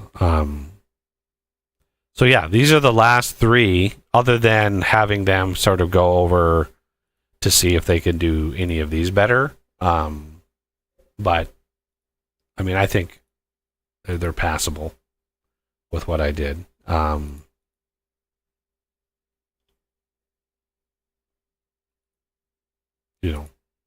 So, and then maybe arrows on these. I don't know if that would look good or bad, and on the fluids, actually looked pretty good. Maybe a little bit of a texture, shenanigans, right? Right now the blue is like really solid blue. So going in and just subtly, changing some of the hue, like darkening, lightening, maybe the brightness or the saturation, just kind of shaping the arrows a little bit, but like this is kind of what I was going for here. But other than that, I think the textures are good to go.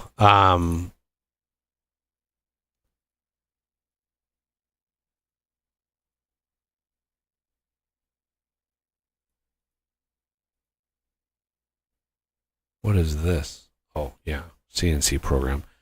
I do have desires and plans for an MV CNC machine. It's just, and by CNC I just mean like an automatable crafter, right?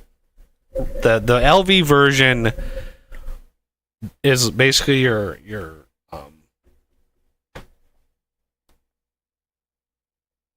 words. The LV version is for like a clay former. So my thought was the LV version was basically a one ingredient to a craft, right? You put one ingredient in and it crafts whatever that ingredient, whatever craft recipe requires just one ingredient. And then the MB was like 3 ingredients. You have 3 different inputs, right? And then it would automatically craft an output. And then the HV version was essentially like whatever. Like you just you can program whatever the recipe is, and then you just feed it whatever you need.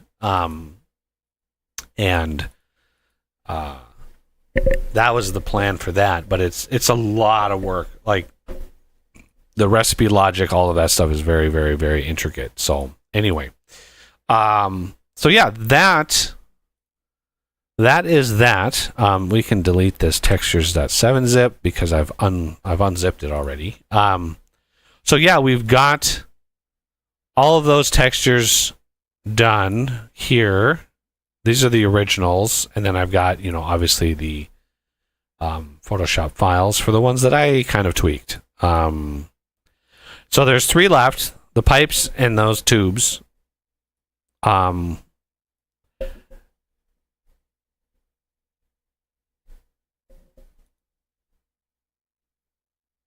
yeah, all the shapes, I'm going to have to do all new screenshots.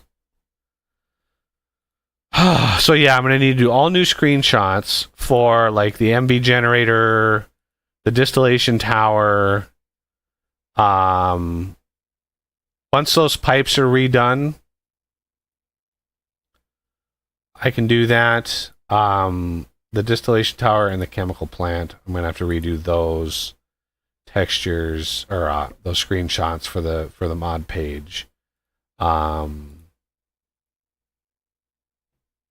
And the the MV generator.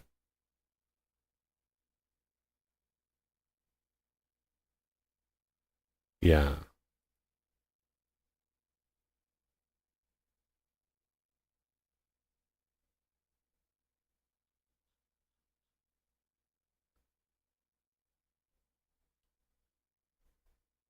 Okay. Now I don't know what to do. What do I do? What do we do next? I can look at see if there's any bugs. Any bugs posted.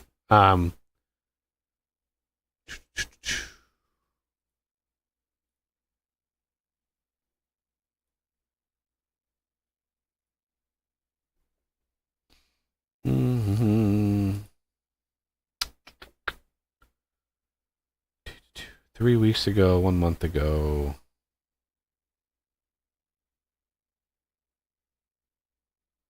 Pipe connector position bug. I think I fixed this. Yeah. I was unable to replicate it. Issue in joining server distillation tower power duplicating liquids.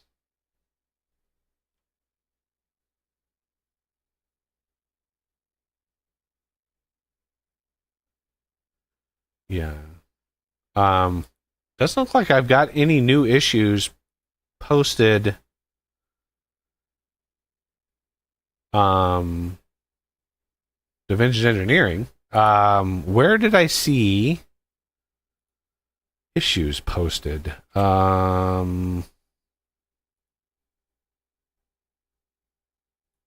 Flexible tools. World Eater changes to World Edit and not back. Okay. For some reason, if you switch to creative and back while crafting it in survival, it switches to the World Edit mode, but when you set yourself back to survival, it won't change back.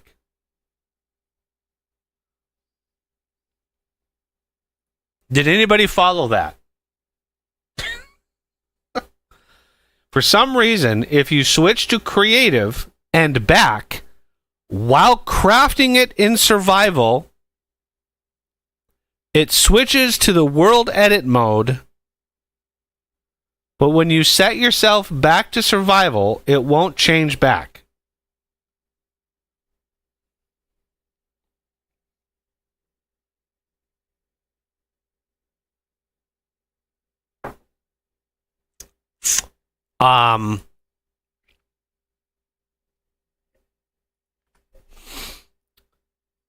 Okay.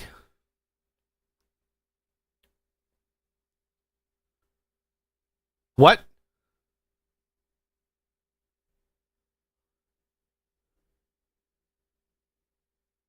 For some reason, if you switch to creative and back while crafting it in survival. Okay, if you're crafting it in survival, then you crafting it is, there's nothing special about crafting the World Eater. It's a pickaxe. For some reason, if you switch to creative and back while crafting it.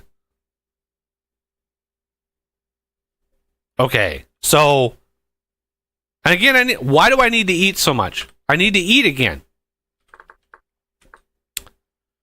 Oh my God.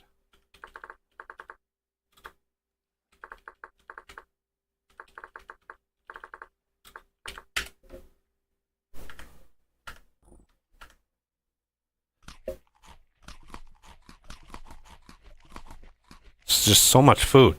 So here's the World Eater, right? So I need give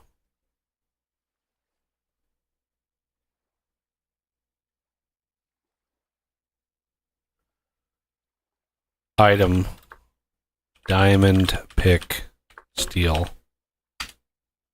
Give item diamond. Oh, okay. I need to use the bathroom so bad. Gem, diamond, rough. Okay.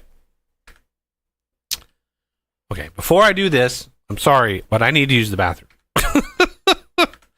I will leave you with the vision of the MB generator.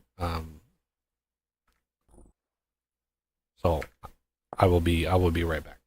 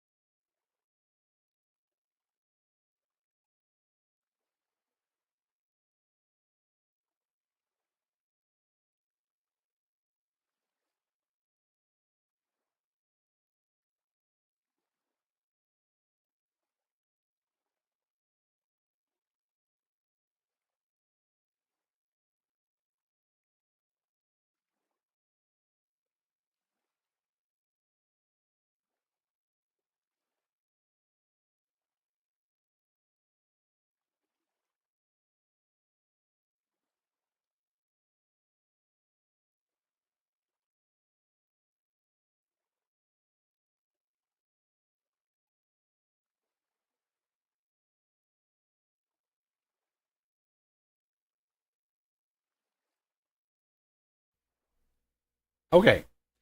So, if you switch to creative and back while crafting it in survival, it switches to the world edit mode. Okay, so here's what I think this means. You hit E, you put it in here, then you go game mode 2.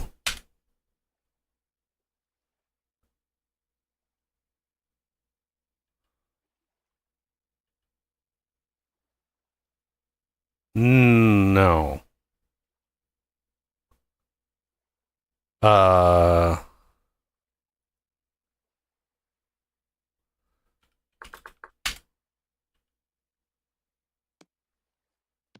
Craft.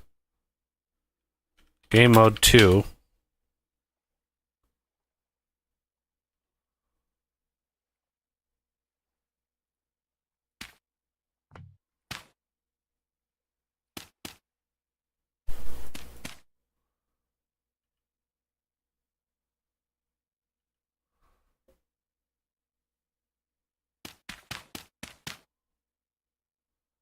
Uh,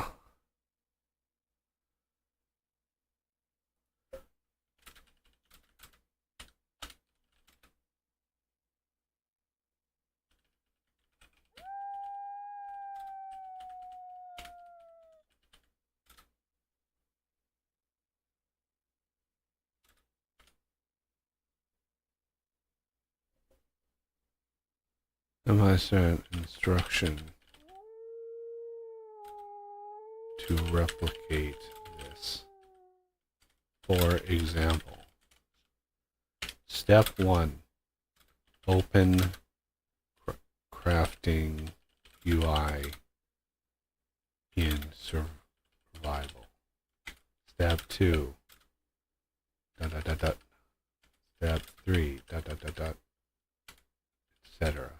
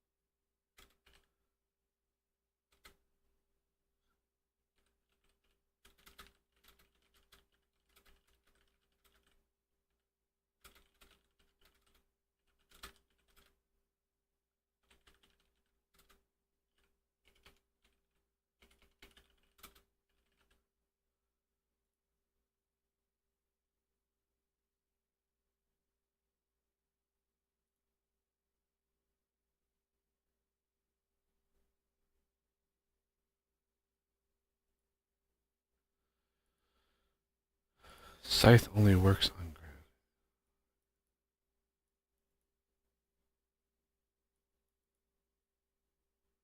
ground. Let's see.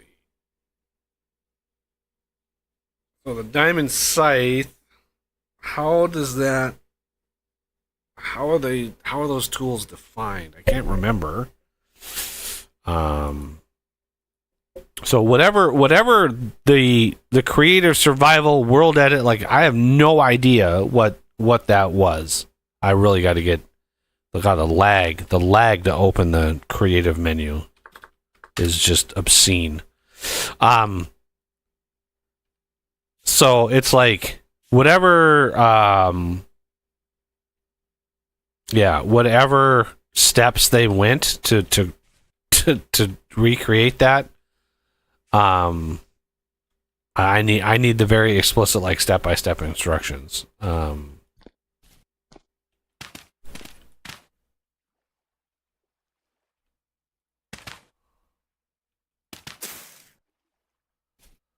Okay.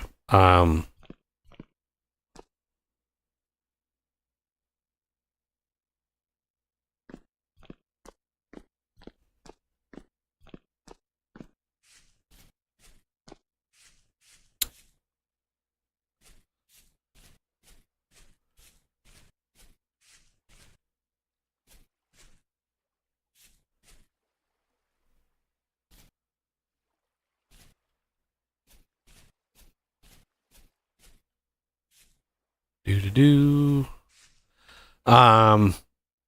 Scythe only works on grass. So let's.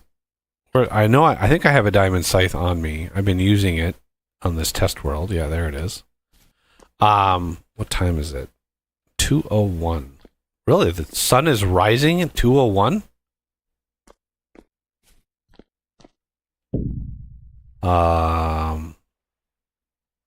Ooh. Sweet. There just happens to be a meteorite right next to where right next to my test world. It's awesome.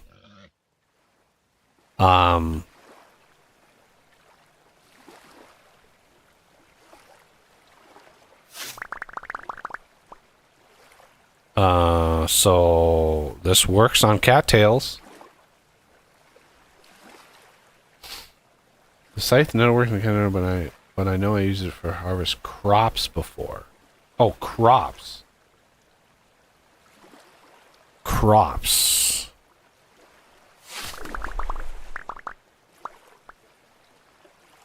Oh, well, I don't have any crops on this world. I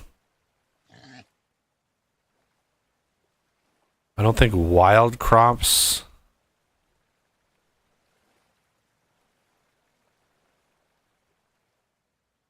Count?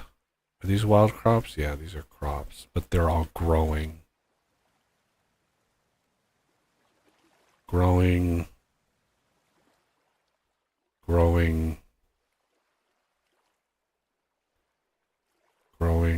None of it is harvestable.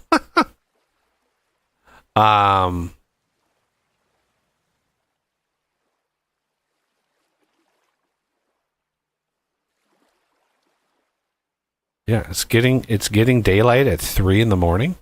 That's pretty amazing.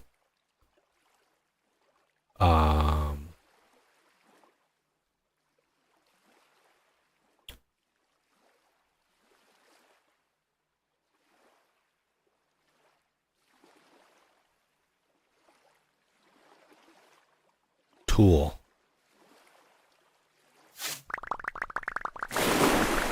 Works on tool. Or Tule? Is it Tule or Tool?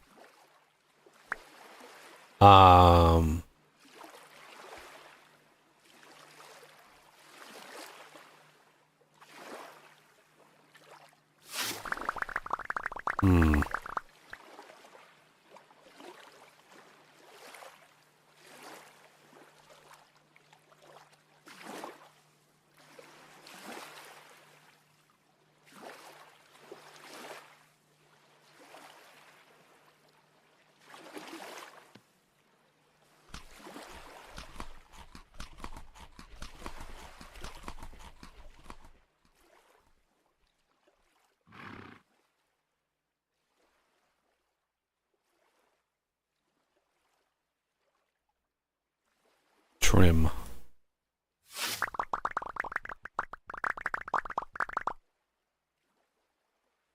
Ripening. Okay, so it wasn't ready. It wasn't ripe. I need to find a bush that is harvestable.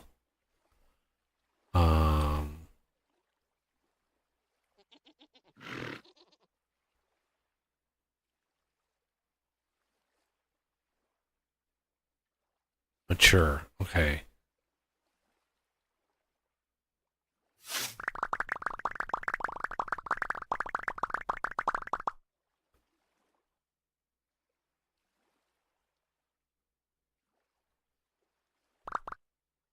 Mature.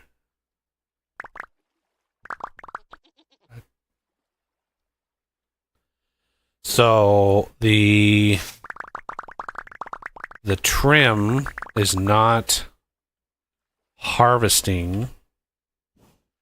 Remove does, but it destroys the bush.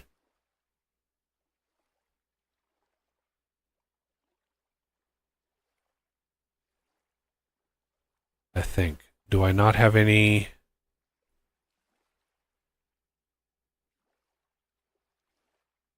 I don't have any currants on me.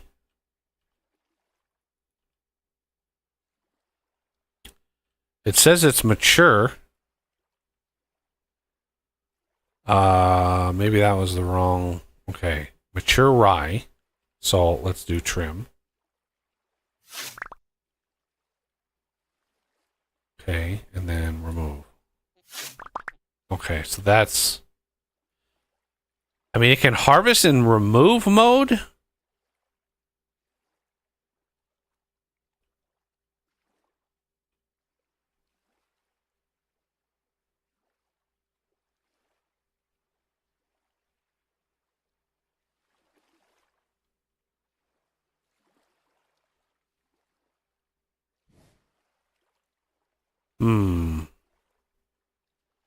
Oh my god, is that another meteor?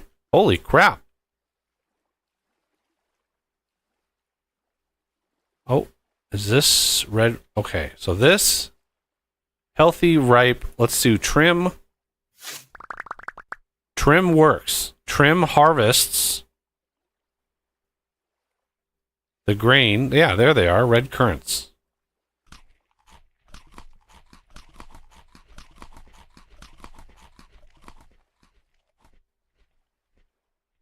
So if I go here, yep. So the bushes trim mode, right? Harvest them without breaking the bush. I'm just trying to verify here.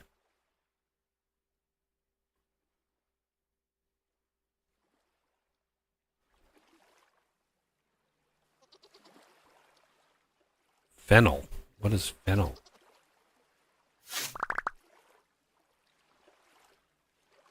But when harvesting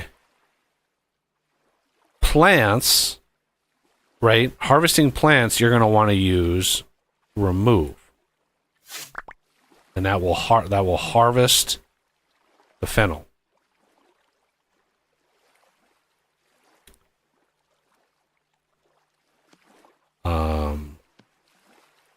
Whatever fennel is. I have no idea what it is. Okay.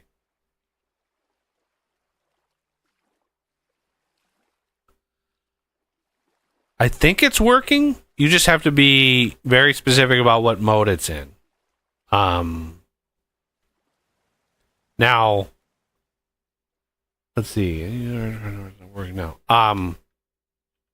If I look at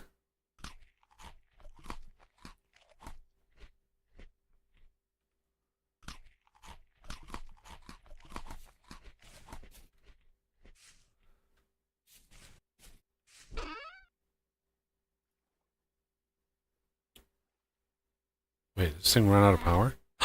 It is. It's out of power. Oh shit. Oh shit.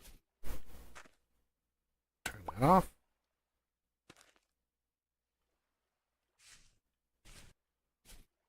Are all of these? We got a little bit of power.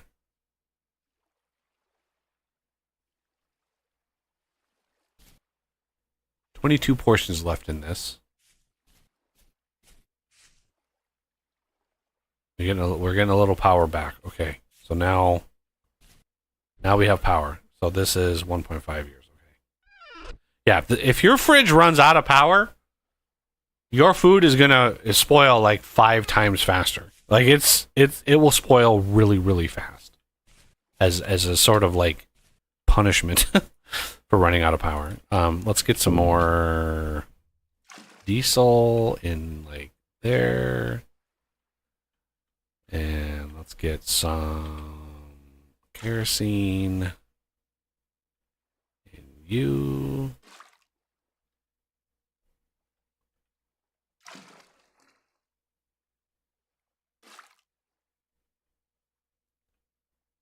Gasoline.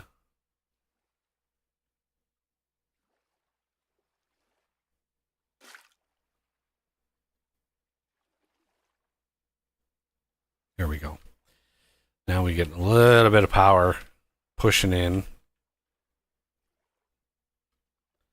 Okay. Yeah. So as far as like the scythe goes, I think it works. You just have to be careful about what mode it's in.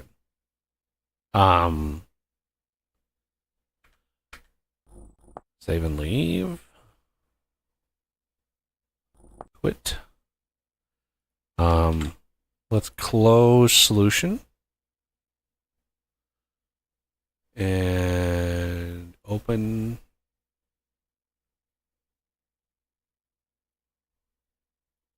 C. Programming, vintage. Tools, code.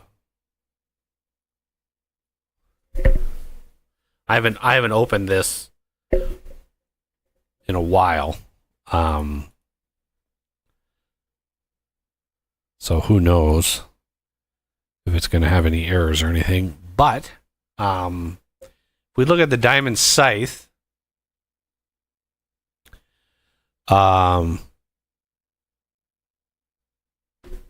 most of this code is customized but derived from the base game scythe and some of the base game stuff, so it should be fine. I just want to look to see what damage nearby blocks. Okay. Get nearby breakables.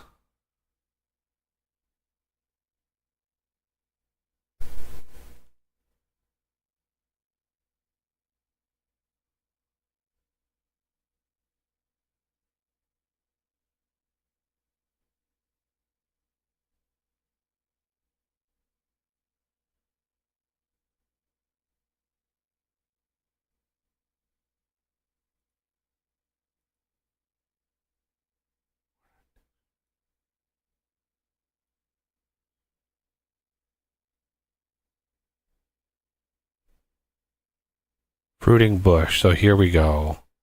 First code part contains fruiting bush. I think I had to change this. I did put out a new update for this, but because they completely changed the way the bushes work. Yeah, growth state mature. If we look at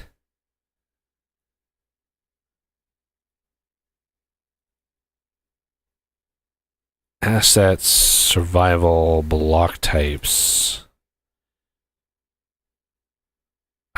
what would that be under? Plant. Fruiting bush. Okay, so state, wild or grown, and then the bush type, and then free and snow. Growth properties.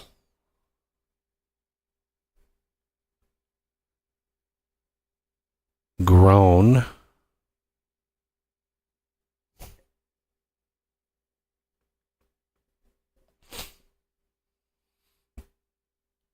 Nutrient health by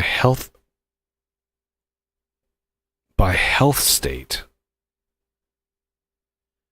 Cloudberry star.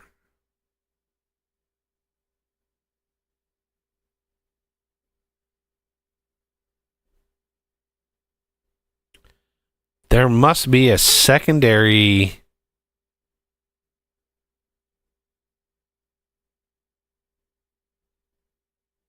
Right? So this by type is looking at the dash star here is saying wild or grown cloudberry star, which is either free or snow. But then it has these bountiful, healthy, struggling, or barren.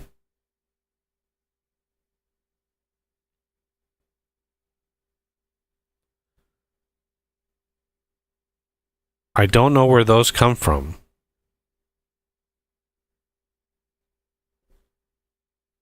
Harvested stacks, texture mapping, I don't care.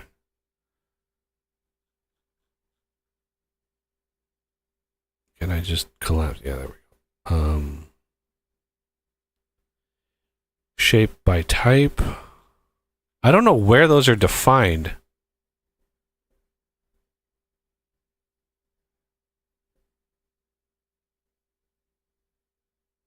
Block material by type.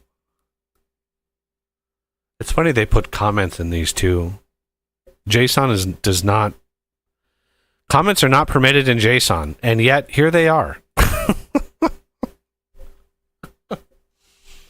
I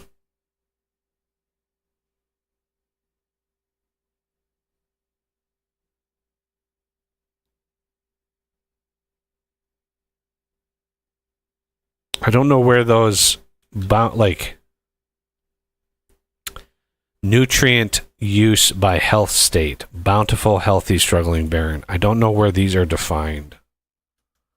They could be defined in fruiting bush behavior. Entity class, fruiting bush. Wild fruiting bush is an entity class. So we have a fruiting bush as a behavior. That's a block behavior. And then a wild fruiting bush as an entity class, but only for the wild ones.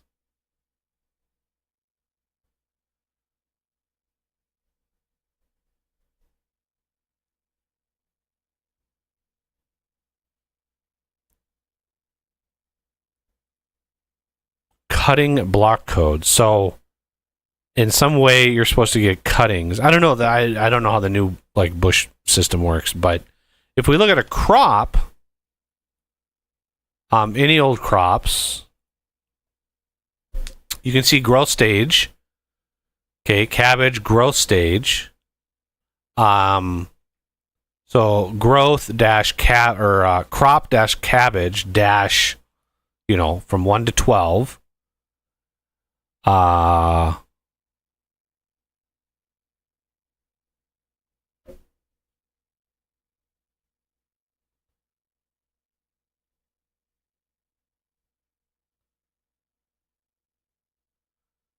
And drops.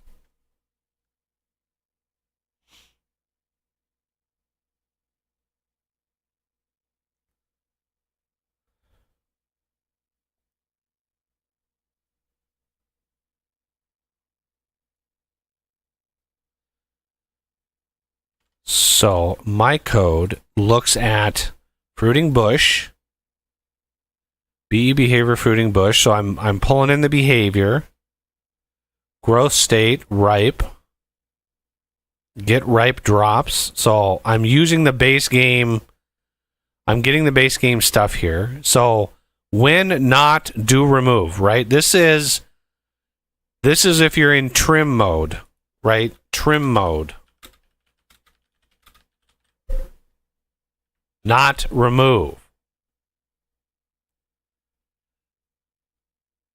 Now, what do I do about crops? So if we look at the crop text again, we have block crop, but no entity. There's no entity class. So it's a generic entity. Or not even it might not even be an entity, but the block crop is the class of the block. So this is here, break multi-block. So trimmed block, tall grass eaten. Block equals trimmed block, return. This code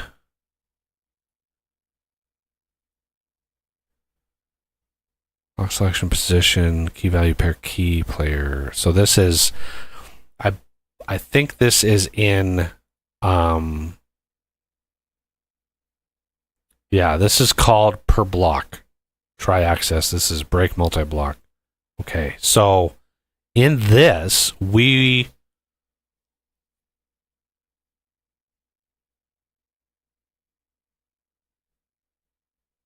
trim mode.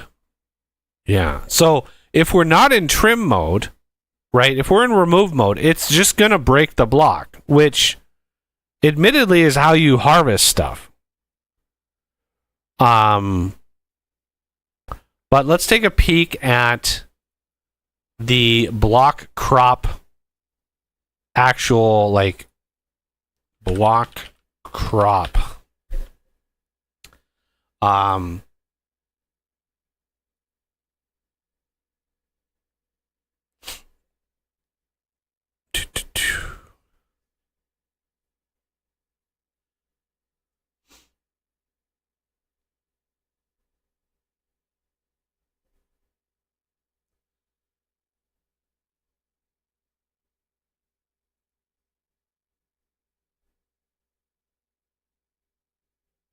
Get drops. Okay.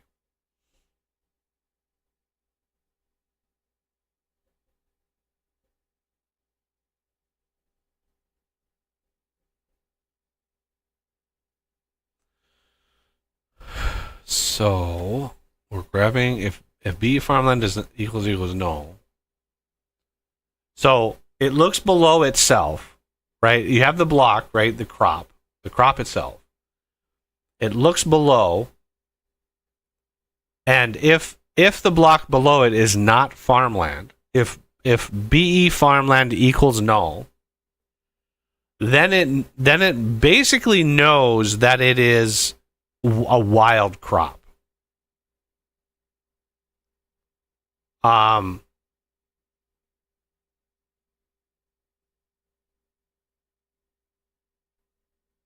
And you're harvesting a wild crop, because I don't believe wild crops mature. Whatever I think, somebody can correct me if I'm wrong on that. If a wild crop matures, I don't think they do. So it looks at the farmland. If it's null, then it grabs the drops, right? Mod drops. If item stack drop in drops, so it's getting the drops of the block here, and it's saying, all right, for every drop, if it's a seed, if not, is item plantable seed. So if it's not a seed, then round it by some wild crop multiple, right? It's probably some base game drop quantity multiplier.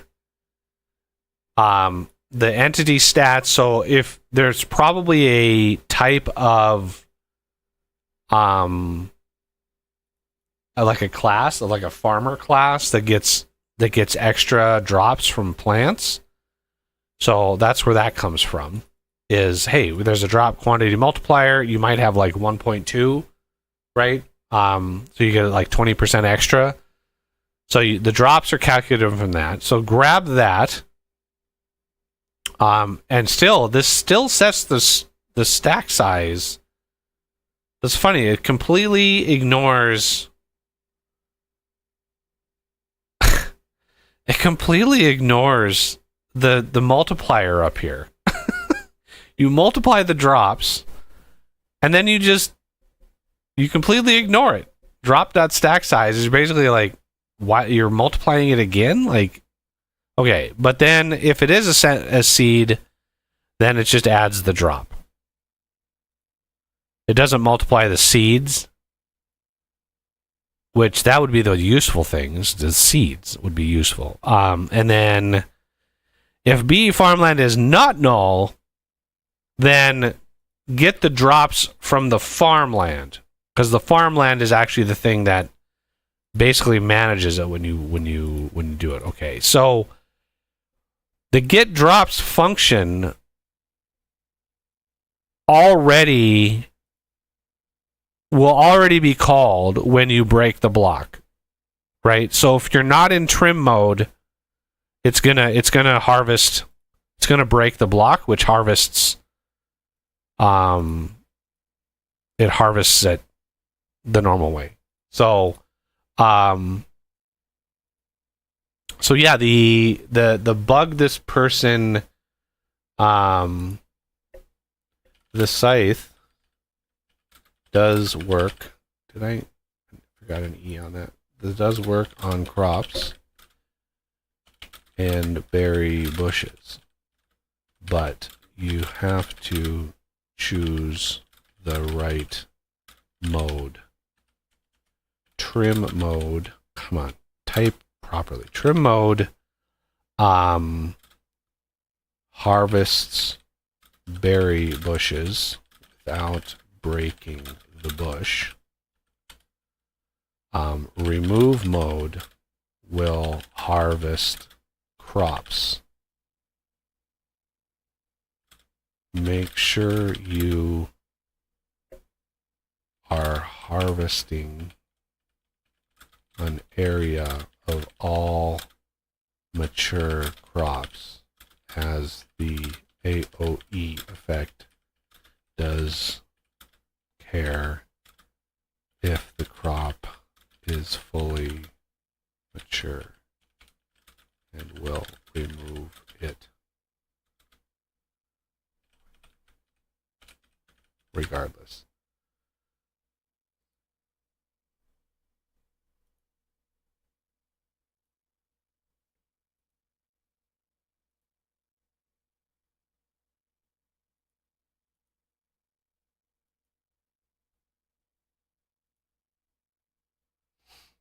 Okay, that's closed.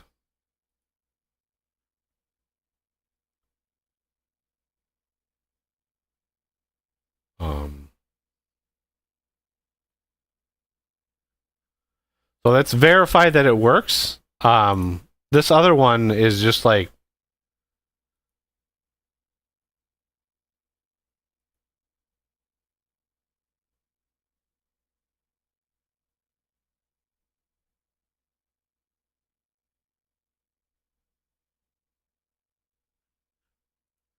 yeah, I'm assuming that whatever this person typed was probably translated.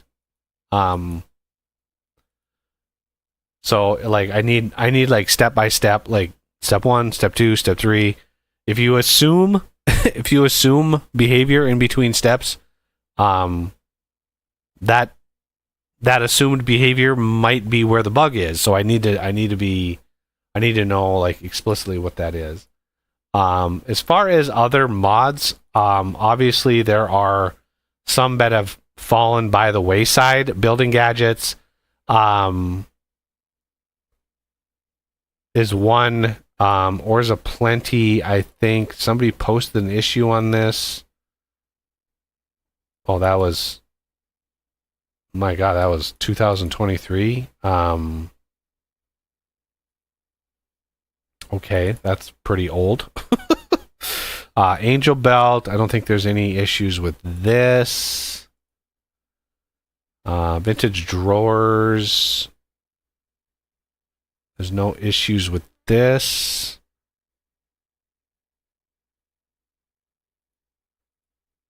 I'm just going through to see if there's any like bugs. The Night Watcher, no posted issues with this. Buggy's random changes, very, very simple mod, but a lot of people get all hurt by this in some way, shape, or form.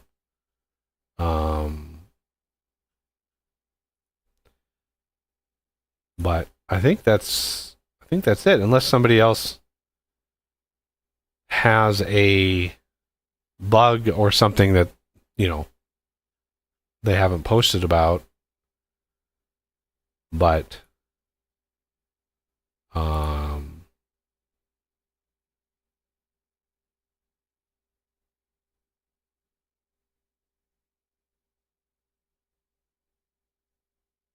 Night Watcher, simple mods, flexible tools.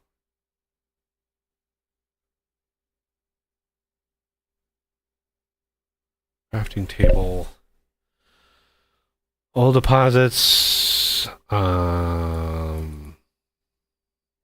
That's a depreciated mod. Building gadgets I haven't touched in a while. Yeah, it's been 2.5 years. 2.5 years since I've touched the building gadgets mod. That is a very outdated mod. Don't be using that.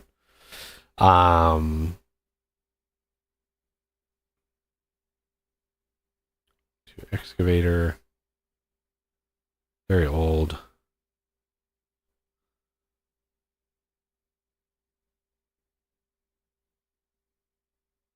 I even have one in here from 2013.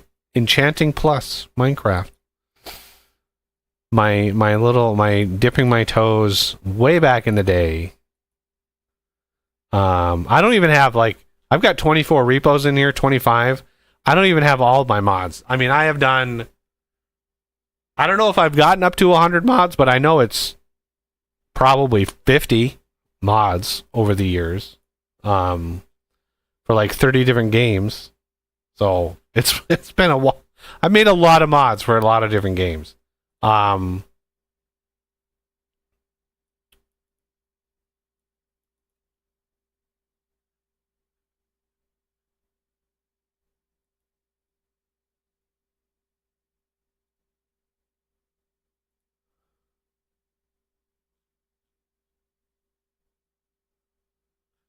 Okay.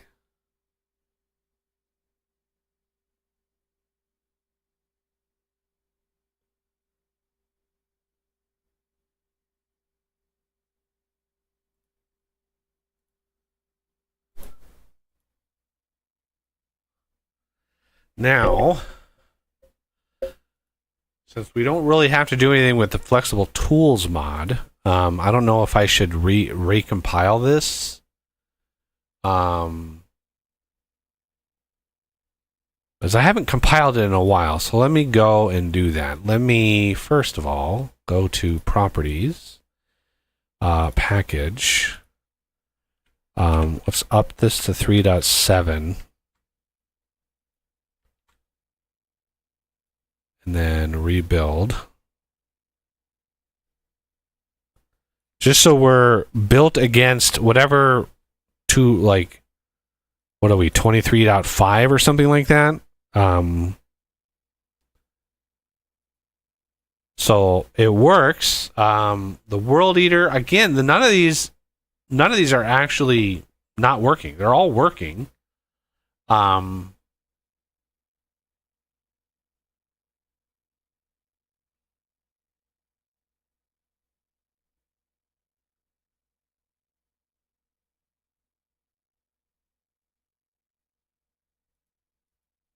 So,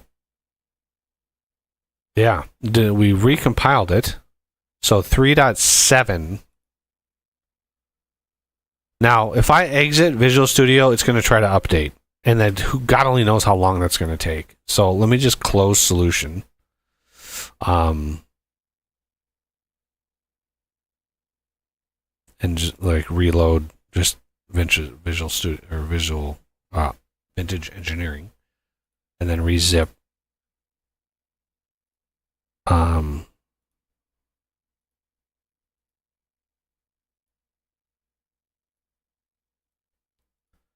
So flexible tools here. Mod. And then this.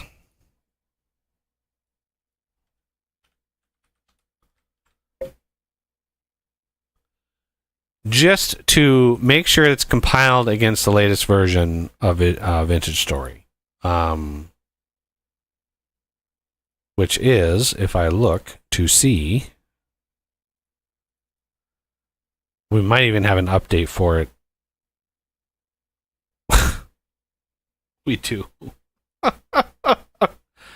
Let's see if I can figure out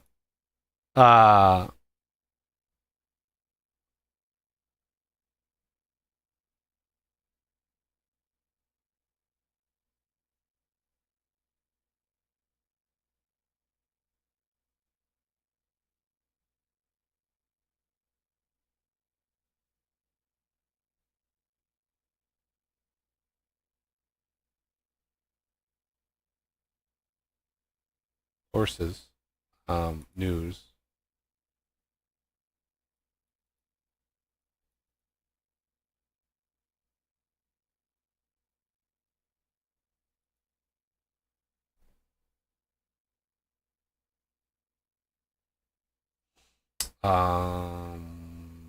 Auction house upgrades. I'm fine.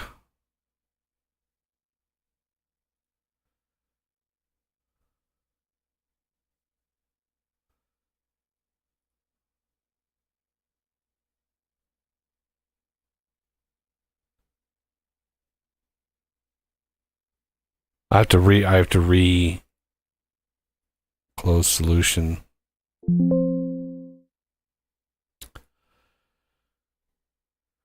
Why when you update a game like this, why can't you just update the things that change?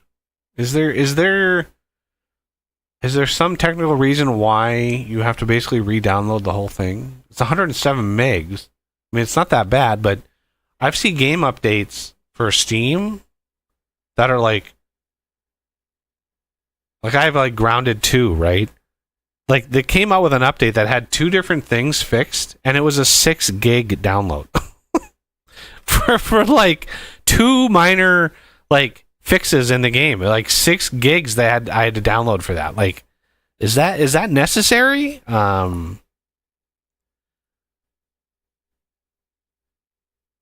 Okay, so let's rebuild. Now we're against the latest version of the game.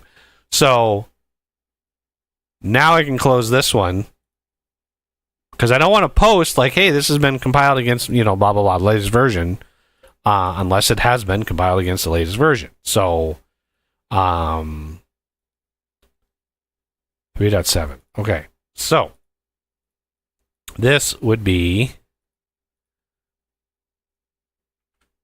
dash 3.7.0.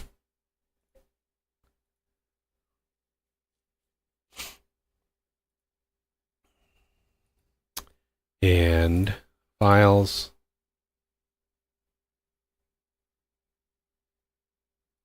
Oh, this is still Vintage Engineering. Let's go to flexible tools, wherever that might be. Blah, blah, blah, blah, blah. There it is. Files. Potentially outdated. No, I assure you it's not outdated. Add release. Drag this over. Select.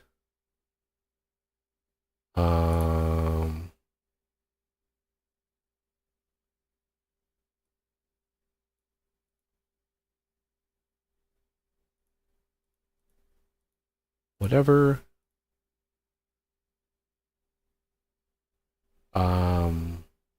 Recompiled against latest 1.22.7. Yeah.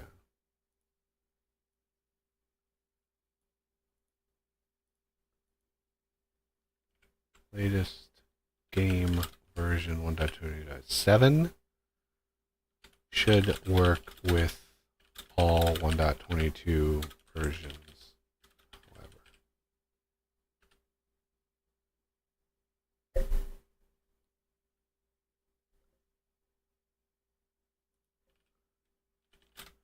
But just in case people get paranoid and be like, "Oh, it's not compiled against the latest version," Yeah.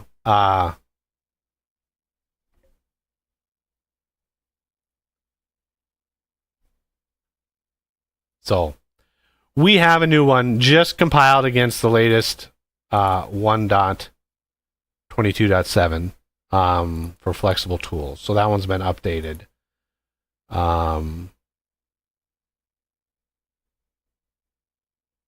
There are so many mods now. It's crazy. It's absolutely crazy how many mods there are.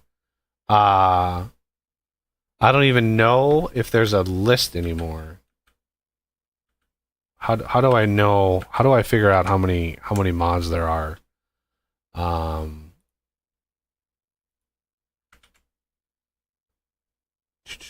9,500 mods. Last time I looked at this, it was 6,000. We're almost at 10,000 mods for this game. You have to understand, when I started modding this game, my very first mod, there were like 60 active mods. Right? Actively updated mods, like game version to game version. There were like 60 mods. It was the community was very, very, very small. So the fact that we're almost tipping the scales at 10,000 mods for this game it's unbelievable. Now, to be fair, there is a lot of replication. There is a lot of duplicate mods. Because a lot of people don't search, right? They're like, I want a mod that does this, and they don't really search for it. And so you get half a dozen mods that add, right, different molds for pouring, like, if you just do like an arrowhead mold search, there's like 7 mods that do arrowhead molds. I mean, it's just one after another after another. And they're all almost functionally identical. And so it's just like, it is what it is. So there's a lot of duplication, but there's a lot of really unique mods that people have worked on. Like, the community has really gone above and beyond. Yeah, just really, really good.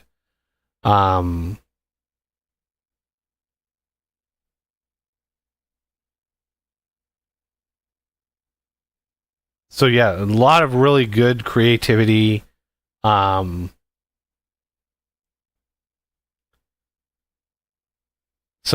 just great, actually great work. Just making the community just that much richer.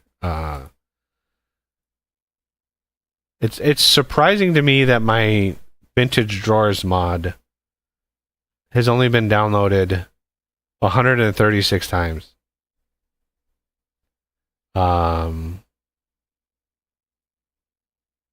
honestly thought this would be a really popular mod, but it also pays to like constantly put out updates, because it seems like people only look at like what's the latest mod, and then that's all they do. They don't actually search for the mods they want to find.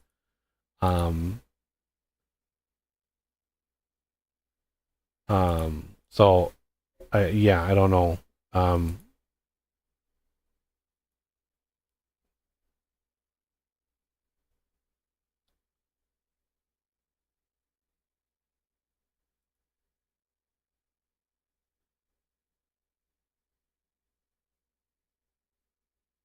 But anyway,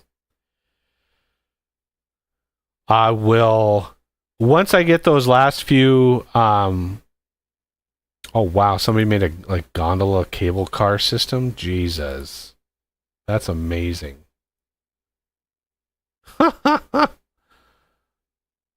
Wow.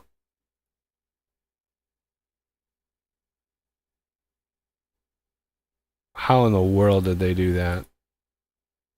That's so cool. Anyway. Yeah, those last 3 textures need to get done, and then I'll package up a new version and submit it, and hopefully I'm going to need to do all the thumbnails again, all the screenshots.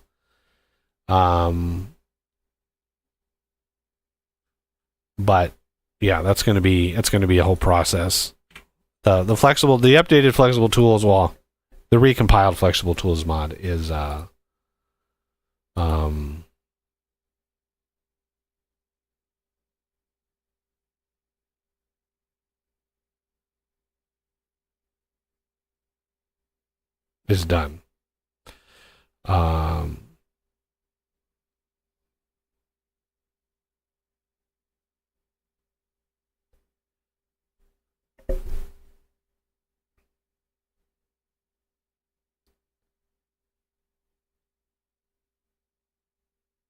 I'm just I'm going down the rabbit hole of all these mods on this for the game. It's just there's almost 10,000 mods now for Vintage Story. It's crazy. I mean, of course, a certain percentage of those are not going to be like super up to date, but the fact that there's 10,000 mods, the modding community just exploded for the game.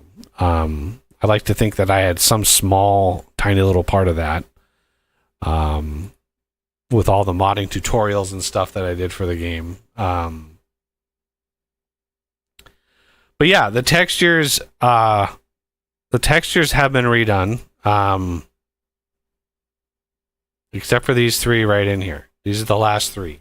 Other than that, they're all basically redone. So yeah, that's gonna do it for today, everybody. It's a fast stream today.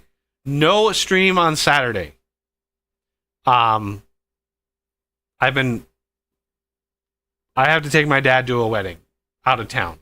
So I'm going to be gone all day on Saturday. Literally the block of time that I stream, I'm going to be out of town.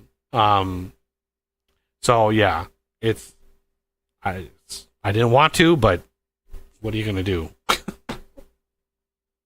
None of my other brothers live around here, so I'm the only one that's like, oh, my dad asked you like, hey, can you do this for me?